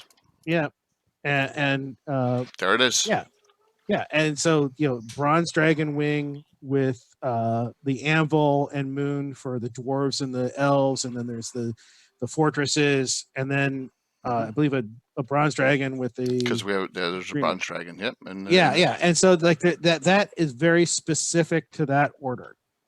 Yep. And and so that's like one of those things where sure, you have these great shields for the Order of the Heart and the Order of the Watch, all these knightly orders, but there's so much more you could do with that if you're running a campaign that involves them. Yep. And you can create symbology and meaning that go beyond that visually. And that, again, that's all part of, that ties into heraldry and into knighthoods and all that kind of stuff. Anyway, so Anna, is there anything else you wanted to discuss about your heraldry that you created? Well, we can go on to the next one. I can talk forever. So that will be more. So someone asked a question about ecclesiastical religious heraldry, and we haven't really talked about that. And that's we talked about that kind of off camera with Leonard a little bit at the very, very beginning. And I'll just say this: it's hard to do proper ecclesiastical history because basically the stuff we have to reference from real world heraldry is essentially Christian heraldry, for the Catholic Church. It's very distinctive. It involves a lot of crosses. It has very specific imagery tied into the religious dogmas and ideas around the Catholic Church, and isn't really technically appropriate for a lot of Greyhawk stuff. And having to come up with that iconography and to kind of come up with that shared idea that everyone buys into, that's a hard lift to do as an artist. And because everyone kind of has different ideas about how religion works in Greyhawk. And so one of the things that I am very leery about doing is overly using religious iconography in the heraldry. Because if you look at the shield for the Theocracy of the Pale, the moons are about the only thing in there that reference Palor. Not Palor, I mean Fultus. Fultus, thank you. Sorry. You can throw me on the fire. I'm a heretic. Yes. Just remember that, burning heretic on the fire is just Fultus' way of telling you you're too cold. Anyway. But that's, go ahead, Mike. No, I was going to say, I have a softball for you. This is actually kind of a gripe. What is the holy symbol of Ayus? Grinning skull. Mm-hmm. Which is the heraldry of the orcs of Pomarge. Not the land of Ayus. The land of Ayus has nothing to do with his trappings. They changed it in LG. Then they switched to the grinning skull. Yeah, Yes. they did. So Okay. the original, which is that Ouroboros symbol, the snake biting its Mhm. own tail with the triangle and the upside down star, that's the original arms of the Kingdom of Ayuz. And then when Living Greyhawk came around, they put a gold skull on a red background, and that became the symbol Mhm. for the Ayuz lands. I don't know why they chose that. Someone but must that's have what they noticed did. what I just noticed. Mhm. Yeah. So Yeah. I don't remember. Is the holy symbol for Ayuz a grinning That's skull? that's Yeah, what it is. I just looked it up, Yeah. Yeah, it's Yeah. a grinning skull. Yep. So I mean, which is basic as all get out. Yeah. so I mean, one way you could like if you want to just take whatever has been done as done, and like for me, I like the Yeah. old shield, but one way you could explain that is that when Ayuz was basically the cuckoo child I- that was placed in that family's I bosom. take it as they would the old barony or whatever Well, realm whomever grew he up in. killed to become the Exactly. power that he It is. was That the was their original symbol. lands up That there. was their symbol. Yeah. And then when he finally came into his full power, he said, "Screw it, Yeah. my holy Yep. symbol goes on the shield." Yep. That could be one explanation for how you want to do it. If That's if how you I wanna keep- did Yeah. it in my campaign. Yep. the Casey original. says he suspects he thought that the grinning skull mimics the Horn Society devil head. It's possible too. That's Yeah. another great idea. Yeah, you know? and the interesting thing with the Horn Society, they have a crown with the same color as the Ferrand crown. Ooh, It's kind of scandal. we are kind of screw you. We have a crown equally mighty as yours, so to speak. So I Yeah. take it as that is kind of a screw you to the Ferrand. And the interesting the Ferrand crown has one in the middle sticking up, and I take that as a finger to Rossi's. As a kind of one spike in the middle up for you, so to speak. So Thunder Bay Paladin orders, that's kind of a D&D thing. In original Greyhawk lore, we had knightly orders that wasn't necessarily paladins, Right, like the Knights Yeah. of the Heart, but like Yeah. Knights of the Heart, Knights of the Watch. Knights of the Watch, later But Knights Knights of of the Dispatch. Holy Shielding are probably as close you get to as a paladin, Right, because and they're so- described as holy and Heronius and all that. So yeah, And that's- remember, as a class, the Knights not of all- Holy Shielding, and they say yeah. that 80% of them are Heronius. That to me speaks like the Right. most paladin-esque order in the lands. True, and I'll just say this is that not all paladins are noble. Yeah. Not all paladins are part of, Yeah. and not to say that they're not honorable. I'm just saying they're not noble born and don't carry, they technically wouldn't carry their own arms. An order of knighthood would potentially have it, and a paladin class. I don't think paladins exist as an organization. I don't. But this is again personally about how I play D&D. Is I consider the character class. I don't say, some people don't go around complaining, I'm a fighter or I'm a magic That's not an user. in-game thing. That's a That's a- mechanic thing. That's Yeah. a mechanics thing, and I separate that from it. Yep. Like now, if someone is ennobled and knighted, then yes, they're going to have But their. But they can be whatever class, as long as they can Order of Felix, live up to the standards. Just good the standard. alignment. That's it. You can be any class, Yeah. but of good alignment, and that's just Yeah. the way Right. Hey. Yeah. And again, that's also kind of is what edition you're playing and how you want to look at it. Things are a little more fluid as you go up the range of editions, in terms of what is defined and whatnot. And frankly, D&D is all mechanics with fluff put on top of it. So how you describe that and how you deal with that, that's really up to you. So if you have orders of paladins in your campaign, then by God, yes, they probably do have a shield. Okay. Hey, before we run out of time, and because Casey's here, I want to know what's going on with these Bandit Kingdom shields. What's that? Yeah. Well, Bandit Kingdom. I Shields? can't get to them without. Oh, I'm sorry. He don't have pictures of them. Yeah, I can't get I to them on do. Discord because it's on my laptop. So there's just.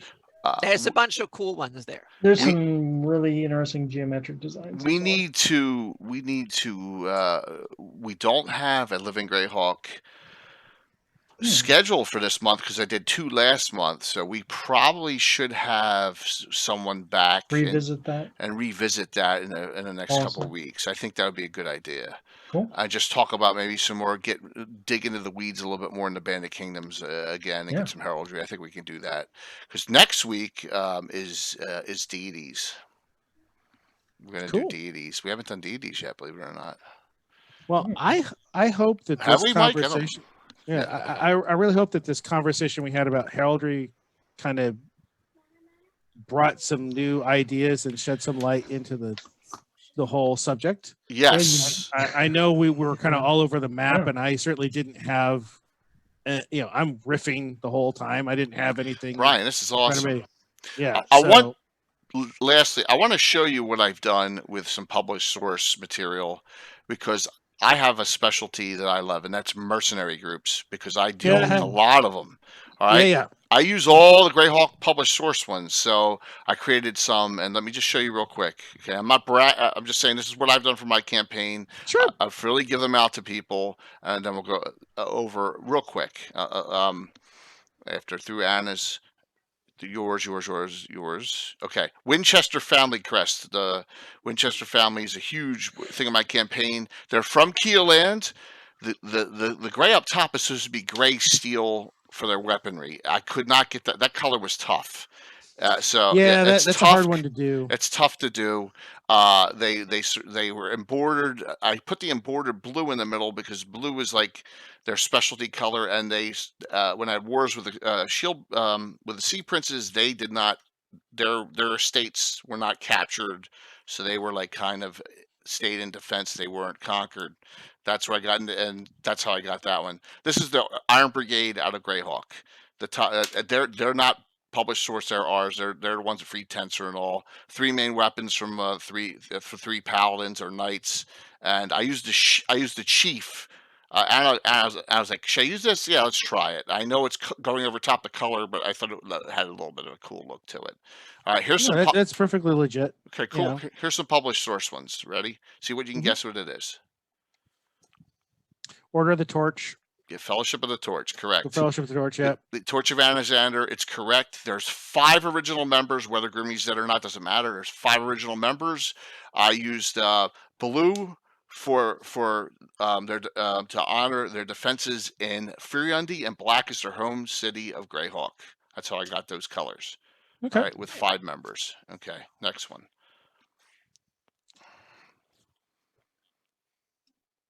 Well, that's got to be something from Celine. Yes. Yeah. I would say not the Knights of Luna, is it? No, I hate the Nope. Knights of the That No. one has another one that was. Ours being- cor- It's Corellan's arrows. Hmm. Okay. Oh, okay. So I don't remember that one. the symbol of Corellan Lorethians on it in different phases. They all have blue arrows tattooed on their forehead. Plus, then I use the same colors of Celine that you gave me for the Knights of the Sus Forest Watch. That's how I got that, and there's 6 members in that organization. So that's how I got. That's how I did that one. This one. This is. We discussed Good this a little Lord. bit. That I don't know. That's the Fighters of the Light, and they're all from the Theocracy of the Pale. All right, so I use the same colors from the Theocracy. If you look at that one, the same symbol that's in that, but it's just slightly different. And the Electrum Sun for Fultus is tough, man. That's a tough thing. I put it in clouds because when they do missions, they bring a bad day into a good one when they're successful in their missions, and that's what I got on that. Only thing that I would probably pick up on that one is I would make the ermine go all the way to the top. Okay, so wait a minute. The ermine all the way to the top. Let me go back to that real Yeah, quick. because it may be Double that the connection. ermine that was on the bar on that stripe in the middle there, the Right. ermine, it only goes up kind of. It looks visually like it only goes to the middle. I'm sure that it probably should go all the way Whoops. to the top. But you know, Update, okay. no, it's just like a little The ermine clue. to the top. So what do you mean? Yeah, You mean the top of so the sun? so yeah, so Mhm. it's behind the sun, right? It shouldn't overlay the sun. The sun goes over the top. Oh, of that. the sun should be on top of the clouds. Well, no. Oh, So the clouds there. So the ermine Okay. symbols are those little black marks on the white. 5 marks. oh, The okay. 5 They marks. should go all the way up. They should go all the But way up behind. because, but behind. Yeah. Got it. Thank you. Okay. Great. Yeah. Okay. And No, that'll I'll give make you that kind of change. that visual follow through with that. Yeah, 2 1 2 1. Otherwise, Okay. it looks fine. The only thing I might do is make the sun lower the sun a little bit and make it a little wider and bigger, so Oh, that okay. it takes over a little bit more. That Okay. you want it to kind of dominate the top of that a little bit more. and Excellent. because that gold will still look appropriate, and that's just a visual piece. It's fine as it is, but if you wanted to give it a little more pop, No, I want to add the ermine and then make the sun bigger. I want to take your suggestions because you are the expert on this. Absolutely. well, no, and just play with it a little bit until you get it to where you want, and Okay. just remember to make a save point, because you can always go back if you say, "Oh, that." Yeah. I'll save it as a new one. All right. Yeah, so yeah, ermine up, sun larger. Got it. Okay. Yeah. Beautiful. So when you enlarge it, you may have to knock it down a couple notches. Like Yeah, I'll bring it a little down, bit move the Yeah, ermine down. Yeah, I'll make the Y- ermine y- maybe a y- hair smaller if I have to. All right, cool. I'll I add think the ermine's about the right size. the right size? Okay. And it doesn't have to be perfect. If you can just see the hints of it at the top, Yeah. you know that then visually there's a thing that tells you, oh, that goes all the way through. So that's fine. But Excellent, man. Thank you. otherwise, perfectly great shield. Thank you.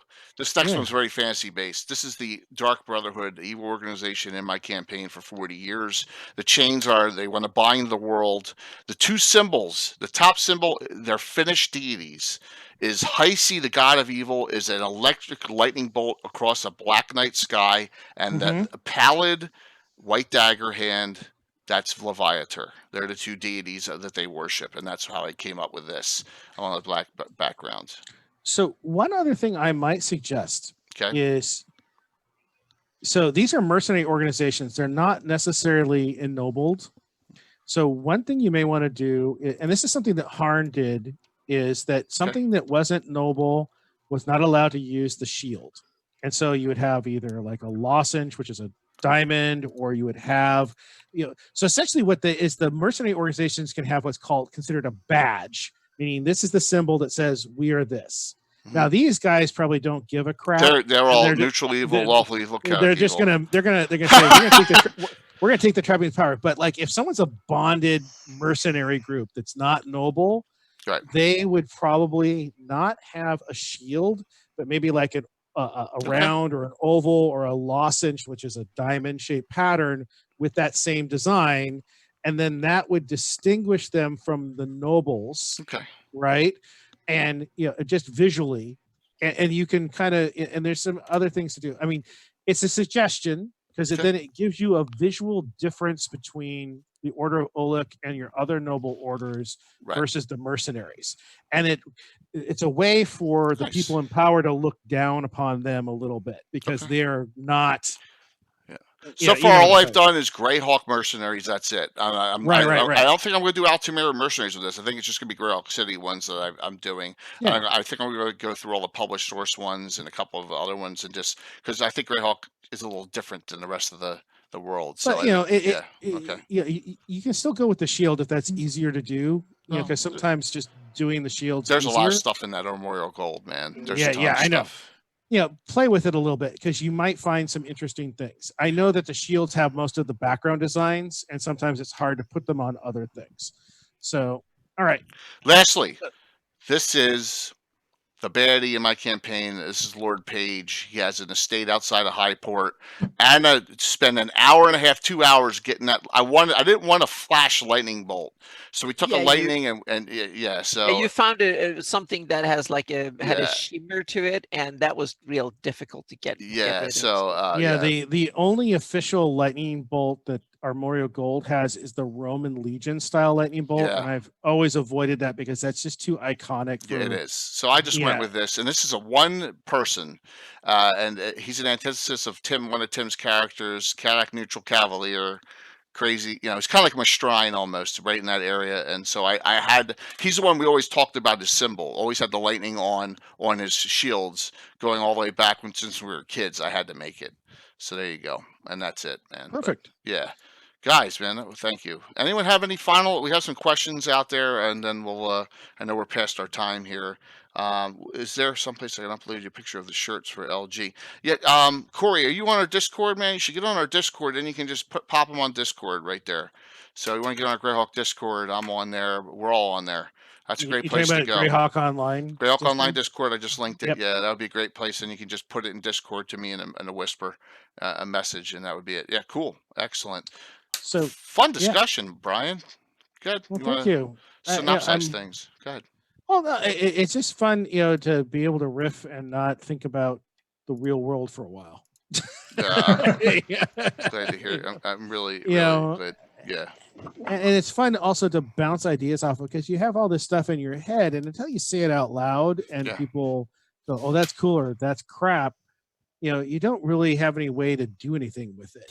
And some of this stuff is just thoughts I have, and if someone else can actually put that into effect and make it part of their campaign and it actually becomes something, then it lives, and it's not just lore. Now it's actually a story. And I think that's the important thing, is sometimes we get caught up in the lore and we forget that we're trying to tell a story with our players, and they need to buy into what we're saying and we need to buy in what they're saying. And when that happens, that's where the magic is in this game. And I hope everything everyone on this panel has said today inspires you to find that story in the lore, and that your players can really invest and delve into it in a way that has meaning for their characters and themselves. Very well put, man. Absolutely. And it's the excitement and the inspiration. I just, you said, there's things that enhance my campaign. Anna's maps enhance my campaign and my story, and your heraldry enhances my campaign and my story, and just makes it all, And I'm glad I could inspire you to kind of make your own. Yeah. And I know I've been just so busy with other things that I haven't been able to do some of the things that we've wanted to do, but you getting out there and doing it is awesome. That means that there's less stuff I have to think about and do, and I can, when I have a chance, I can focus on the things I want to focus on. And it means you get to build the things you want to build, and that's the important thing. I mean, having that outlet for your creativity so that you can manifest the ideas in your head and share them with your players and the people around you. There's no greater gift. And it's a blast. I know Anna and I are having a lot of fun doing it, and we both at the same day went into the Morgan site and signed up the full thing to have access to everything, and it's been awesome. And I just love playing around with it. It's like, oh wow, look at this, because there's amazing graphics there. Yeah, I mean, absolutely. I'm not in love with their bears. I will say that. Yeah. I don't like their bears. I really like the Germanic style bears, and I have not found anyone that has a good set of those. The bears they have are very English style, and they're just I don't know. There are no bears in England since the medieval times, so I can't understand why they look kind of. They just kind of they just don't inspire me. I don't know when they killed the last bear in England, but it must have been many hundreds of years ago, according to the heraldry. Yeah. So, Mike, are you inspired, Mike, or just tired? I'm always tired. But no, I'm realizing that I have been using some heraldry lately in the war posts I've been doing on Greyhawkery. A lot of Palmar's, Ulick stuff from Anna's. So good. Cool. Yeah. But when I was doing the one for the Great Kingdom, I had the barbarian lands attacking the Great Kingdom. And I realized that I had altered one of them for the power group called the Night Shadows. And all I did was I changed the Ice Barbarian, which has the white dot and a blue background. I changed it to a black background. Real simple fix, but I figured, why do something different? Excellent. Just keep it consistent. Well, guys, hopefully we inspired everyone out there too, because there's a lot of potential for you to enhance your campaign, and that's what we're all trying to do, is make everyone's Greyhawk experience better. Stick around, because I have something so exciting during the end of the announcements. You're all going to want to see it. Everyone, trust me. So, dun, dun, dun, dun, dun. Trust me on this one. So, Anna, why don't we start for you tonight? First, I put a link to my heraldry folder where it's all the heraldry that is on the map is available as PNGs in there. And cool. There will be, and there's also probably about 30 or so pieces from my own campaign that is not on the map that is in there in that one too. And the ones that you've seen here that I've done today, and a bunch of others that we didn't get to discuss, they will also be in that folder, and I will post a blog post about them very, very soon. Like that, but they will be in that folder tonight. So when the show is over, I'll copy them over, so they will be in there too. And so that, yeah, and that's when it comes to heraldry. And now I get, yeah, I have a whole bunch of other ideas for more heraldry. And I just want to say that for me, heraldry adds another cool dimension to my campaign.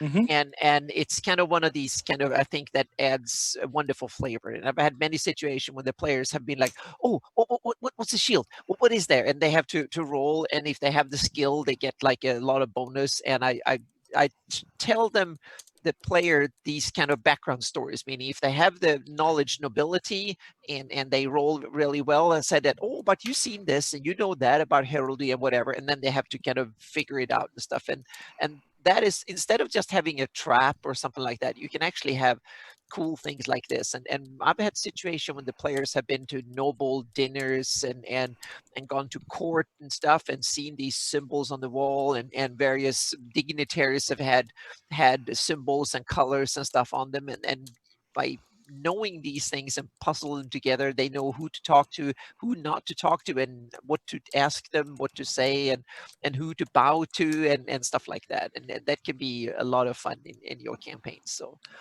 it's Or- one of these things that you should try and use, and could be a lot of fun.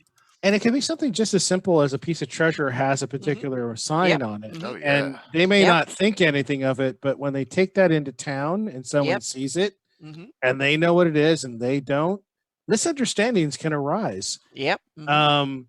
People that they don't want the attention of might start paying attention to them because they have something that they shouldn't, or something. And I'm just saying, it's like there's all kinds of crazy things you can do with this. Yep.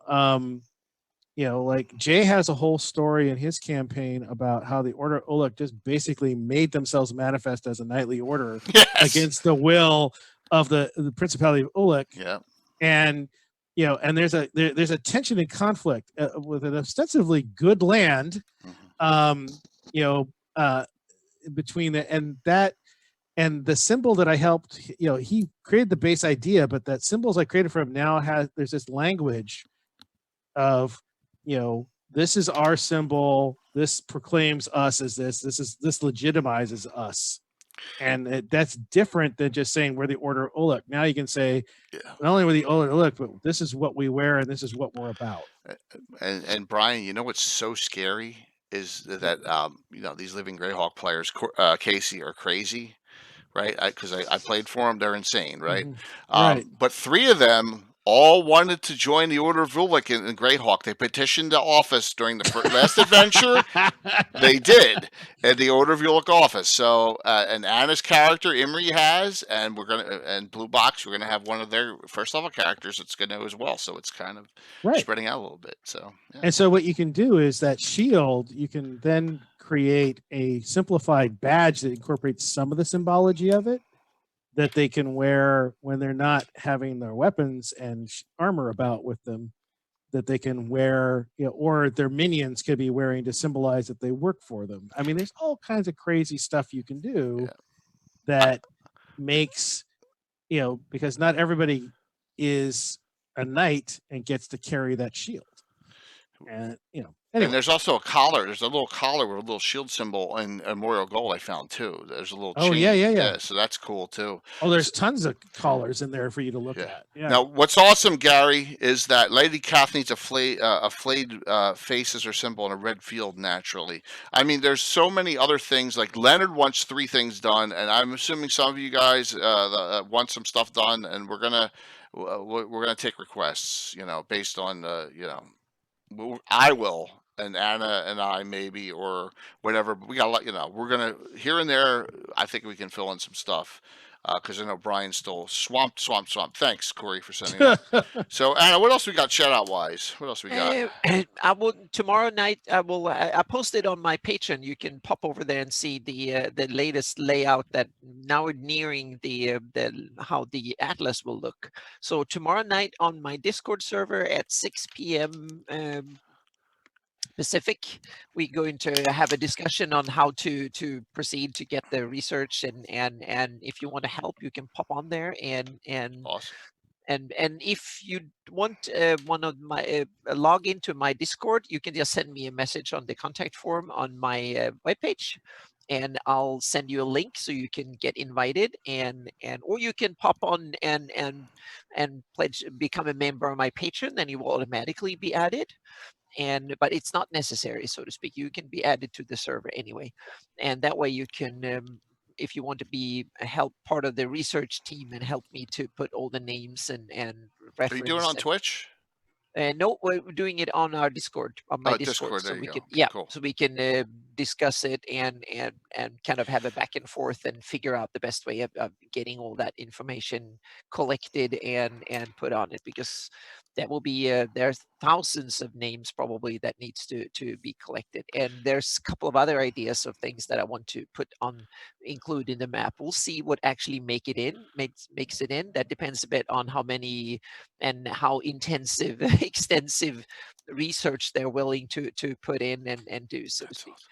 So while you're in Discord, you can watch my game and put it on the background, and Yeah. and put it Yep. on mute. There you Yep. go. Yep. Yep. So awesome. That's great to hear. So we got a lot of other. We got something major I want to talk about that Anna's involved in shortly. Brian, what do you got going on, man? So, real life. My campaign's been kind of suspended because we can't really meet in person right Oh, it now. stinks. I have some immunocompromised people in my group, and so we're trying to figure out how to do something in Zoom or Discord. My wife has been running a little campaign, but that also hit hiatus for a little bit. I'm supposed to play this Friday. Hopefully, our group can get together. I'm doing a homebrewed adapted version of Descent in Avernus right now, where I'm playing Nice. essentially my wife and I are playing the brother sister team of Dean and Samantha, aka the Winchesters, from Supernatural. And that's, my Winchesters are older, but that's okay. Yeah. So so we have that whole shtick going on. I play a ranger and she's playing a That's wizard, awesome. and it's a lot of fun because we're just goofing pretty hard. We're not taking it terribly serious, and it's a lot of fun because we have a pacifist paladin that will do no harm, which is really annoying. Oh my She's gosh. like impossible to hit, but she doesn't attack for crap. Oh, she has like an 11 strength. It's just so annoying. Oh my gosh. Yeah, it's a weird group of people. We have a lizard man forge cleric, and that group is just wonky as all heck, but it's a lot of fun. Beyond that, I'm trying to find some time to put in to, I tried to work on something for Asher, and nothing was coming, but now I have some ideas now that Anna's given me the blue background. One thing so I'm going to talk with him. I know that I'm trying to work with Alan Grohe about a piece of heraldry for him as well, and he's given me some ideas to work with. I'm trying to figure that out. Cool. But beyond that, that's pretty much it game-wise. Otherwise, it's been work. There's been a lot of political stuff to deal with for the primary here around my industry, and that's never fun. No, that's definitely not. But that's real world stuff and not the fun stuff. I'm hoping to be a little more present. I haven't really also been present on my Facebook page as much as I'd like. I would like to start republishing Mike's comic again. I know I haven't done that recently. I miss your comic, man. I wish you were inspired to draw some more, but I know that's a chore. So someday. And that's kind of it right now. Awesome. I'm hoping that things will slow down enough as the summer rolls in that I'll be able to do some more stuff and be a little more participatory. I know I've been kind of an absentee person right now. Anyway, that's my life. Well, yeah, we're minding the ship here. We're doing what we can. Mike, you good? Well, like I said, I've been doing Greyhawkery. That's kind of what's been itching my brain here lately. Shoring up my 2E notes and putting it out there, adding some maps to it. See if I have my latest. Which reminds me, Mike, post your links for Greyhawkery in Greyhawk resources, please. I throw it out onto the Sages Geographic and- Society mostly because it's map related in my head. And then It's a Greyhawk resource and blog piece. Put it up. Okay, you have my permission. All right. I think you should. And Yeah. absolutely. No, that's just me being lazy. I post. I barely do anything Yeah. on Facebook. So I throw it in one Us? spot. And then Lazy? I ditch. Shock. All right, let's yeah. All right. No, Speaking of, I love your blog, by the way. It's a great read. So if you guys aren't reading it, go read his blog. Mhm. so Comment on his blog. He needs feedback. yeah. It's lonely being a blogger out there. Oh, it's great. It's fantastic. The wars thing everyone loves. You recoup of all your wars back in the 2E days. It's awesome. Definitely. Really finding that my view of the geopolitical and all stuff back then is not too far off from how I feel now. Good. So it's nice that for the I've been Greyhawk consistent. Wars. Yeah, for all the conflicts. The only thing that's throwing me for a loop is my players' involvement. So as I'm reading, I'm thinking, oh man. So I'm trying to get back into our heads, and that's been the fun of writing it. That's awesome. All right. Gary says I'm going to jail. What? Are you ready? Why? What? Opening a gym? Yes, because I am running virtual Greyhawk Con. Oh, boy. We're going to do it, and we're calling it Virtual Greyhawk Con. I don't care.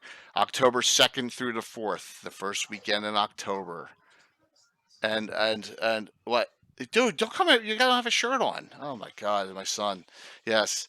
Virtual Well, Greyhawk. you had the graphics covering the Yeah. whole thing anyway. So Yeah, it's okay. Virtual Greyhawk Con is happening, guys. It's on tabletop events already. Okay, we have a team we've put together. We have this logo. See, we have, oh, look at that, a cheer from that. Oh, here, we have the psychedelic logo up. I like this 80s, 70s virtual multicolored one too. So there you go. Whoops. Yes, Anna did this. Yes, Will started it off and Anna did that. So there you go. Virtual Greyhawk Con is a reality. We don't need no stinking permission. If they make this change, we're not doing any money off of this. It's not for profit. So if any money is excess, it'll all be donated to St. Jude Children's Research Hospital. So this is, and I put the, what do you call it, the Wizards of the Coast fan content policy up on the front of the page already. Right there saying this is a fandom convention, not for profit. So there we go. That's my Okay. out. Hey. Okay. So we're going all out for this. We're going to do, we're going to do this hopefully the right way. So we got 5 months. Okay. So I need participation. Hey. Okay. All right. I'll be in a minute. Okay. As soon as we're done. All right. No, I don't see anything there. Yes. Give me a minute. My son is like, always something, I scratch, you all have, anything have 10 Your year-olds, son, you understand. my dog or cat. You understand completely. They don't care. So, yes. Yes. I'm hoping, Bishop, it covers me, but we really want to do this. So, and we want everyone to participate. We'll have a stream list of everyone with links attached on the list because we want all these channels to get their, like we want Carlos's channel and Will's channel and John's Blue Box channel and mine, all to do their own content, their own channels. They'll be auto hosting, but so that all the channels get the benefit. And then Anna's going to do her own campaign thing. And we're going to have all sorts of seminars. It's going to be awesome. All right. So I hope.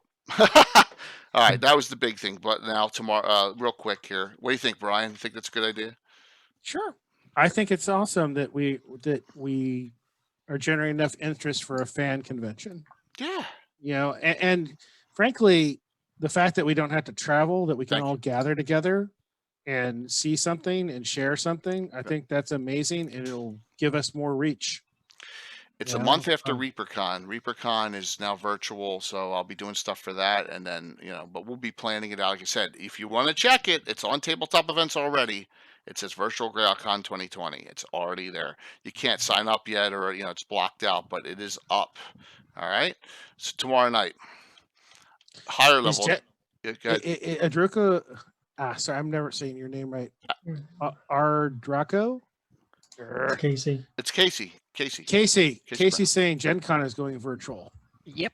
Yes, it is. Yes, Gen Yep. Con. Wow. Yeah, So I think it was yesterday they officially They're going canceled. virtual too. Everyone's going virtual. Mhm. So tomorrow night, Adventure 879, the Portal Master, a high level group. And I'm talking about 8th, 9th, 10th level groups out of Altamira. It'll be a 2-weeker. You've probably seen some of the picks up. It's going to be pretty cool. Start that tomorrow So night. combats are going to last 2 hours? It could be.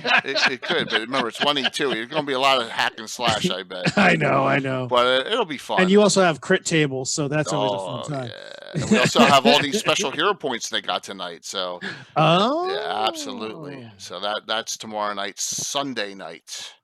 Gavin, probably myself, Anna, and Jason Zavoda, mid-level adventuring at Greyhawk. Okay, so I want to talk about all those adventures that are like levels 4 to 7, 4 to 8 max, but usually 5 to 7.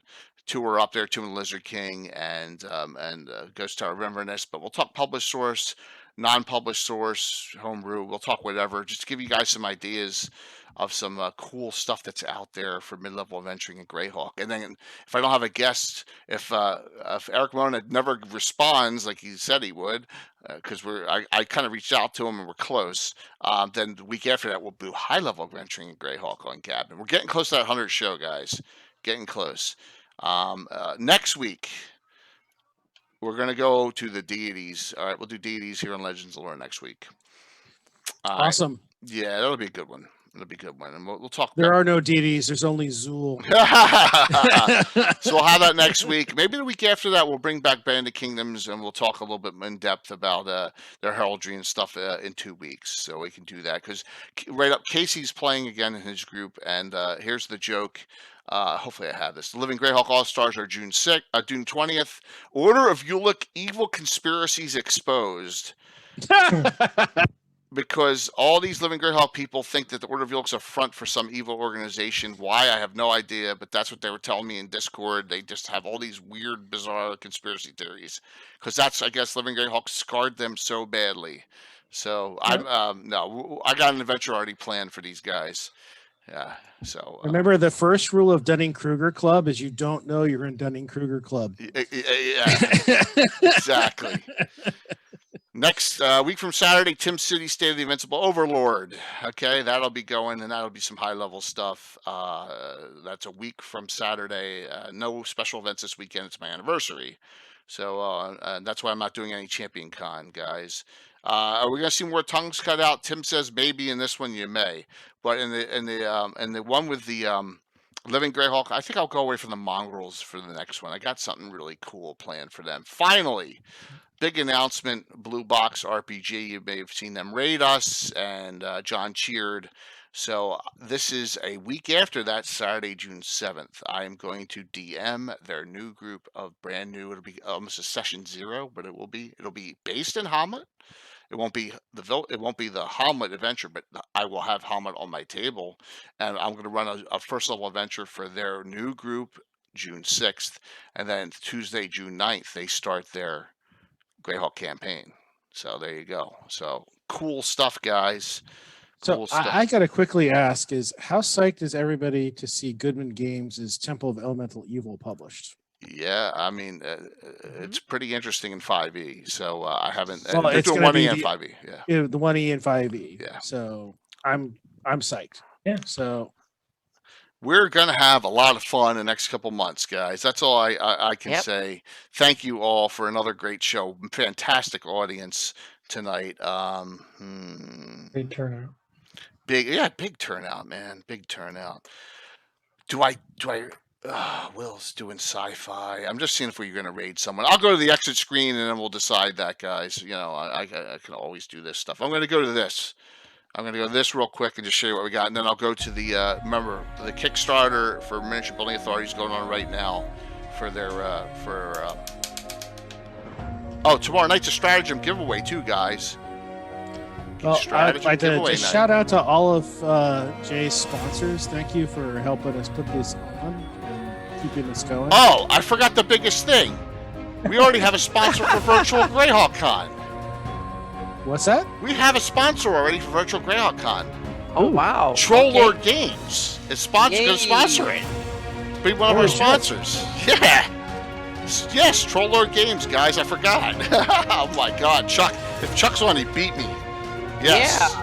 Yes. Troll Lord Games has already agreed to sponsor. So Nice. yeah. Yep. And so I haven't even reached out to my sponsors here yet, but on my channel. But yeah, we'll get some other ones too. Like I said, if any monies is going to go to charity, afterwards we're not doing this for at all. You know who you should reach out to is the guy that was going to do the Temple of Elemental Evil battle at GaryCon. Oh, yeah. That'd be Yeah, good. and See if we can do it see virtually. if he wants to do it virtually for the con, because I would love to see that miniatures battle. Yeah, and they're using chainmail, a modified version of chainmail, Which is cool, man. Because I was going to use some chainmail rules for my joust too. I was like, oh, this is pretty basic, but it's cool. You know, so let's see. Who haven't I rated on a Wednesday night?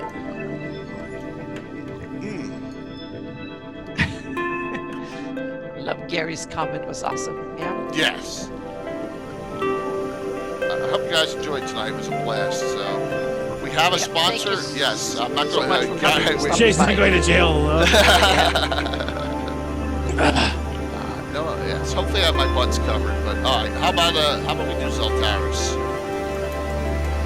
Zeltaris is on the DM trial table. It's cool. Let me see if I can get this set up. Thank you. Like I said, guys. Raid. Yeah, I'll just do that. I mean, normally we do them later after the fact. It's less people, which is fine too. Raid. We'll do Zeltaris. It's a good guy. Jay, Guys- thanks for having me on. By Oh, the way. Brian, thanks, man. That was awesome, man. You really crank it out show-wise with the detail, and that's the background and all that is so important. All right, I'm gonna hit this raid button, guys. We'll see you tomorrow night. Boom, that should be done. So are we off air? Like it, yeah. Broadcast off.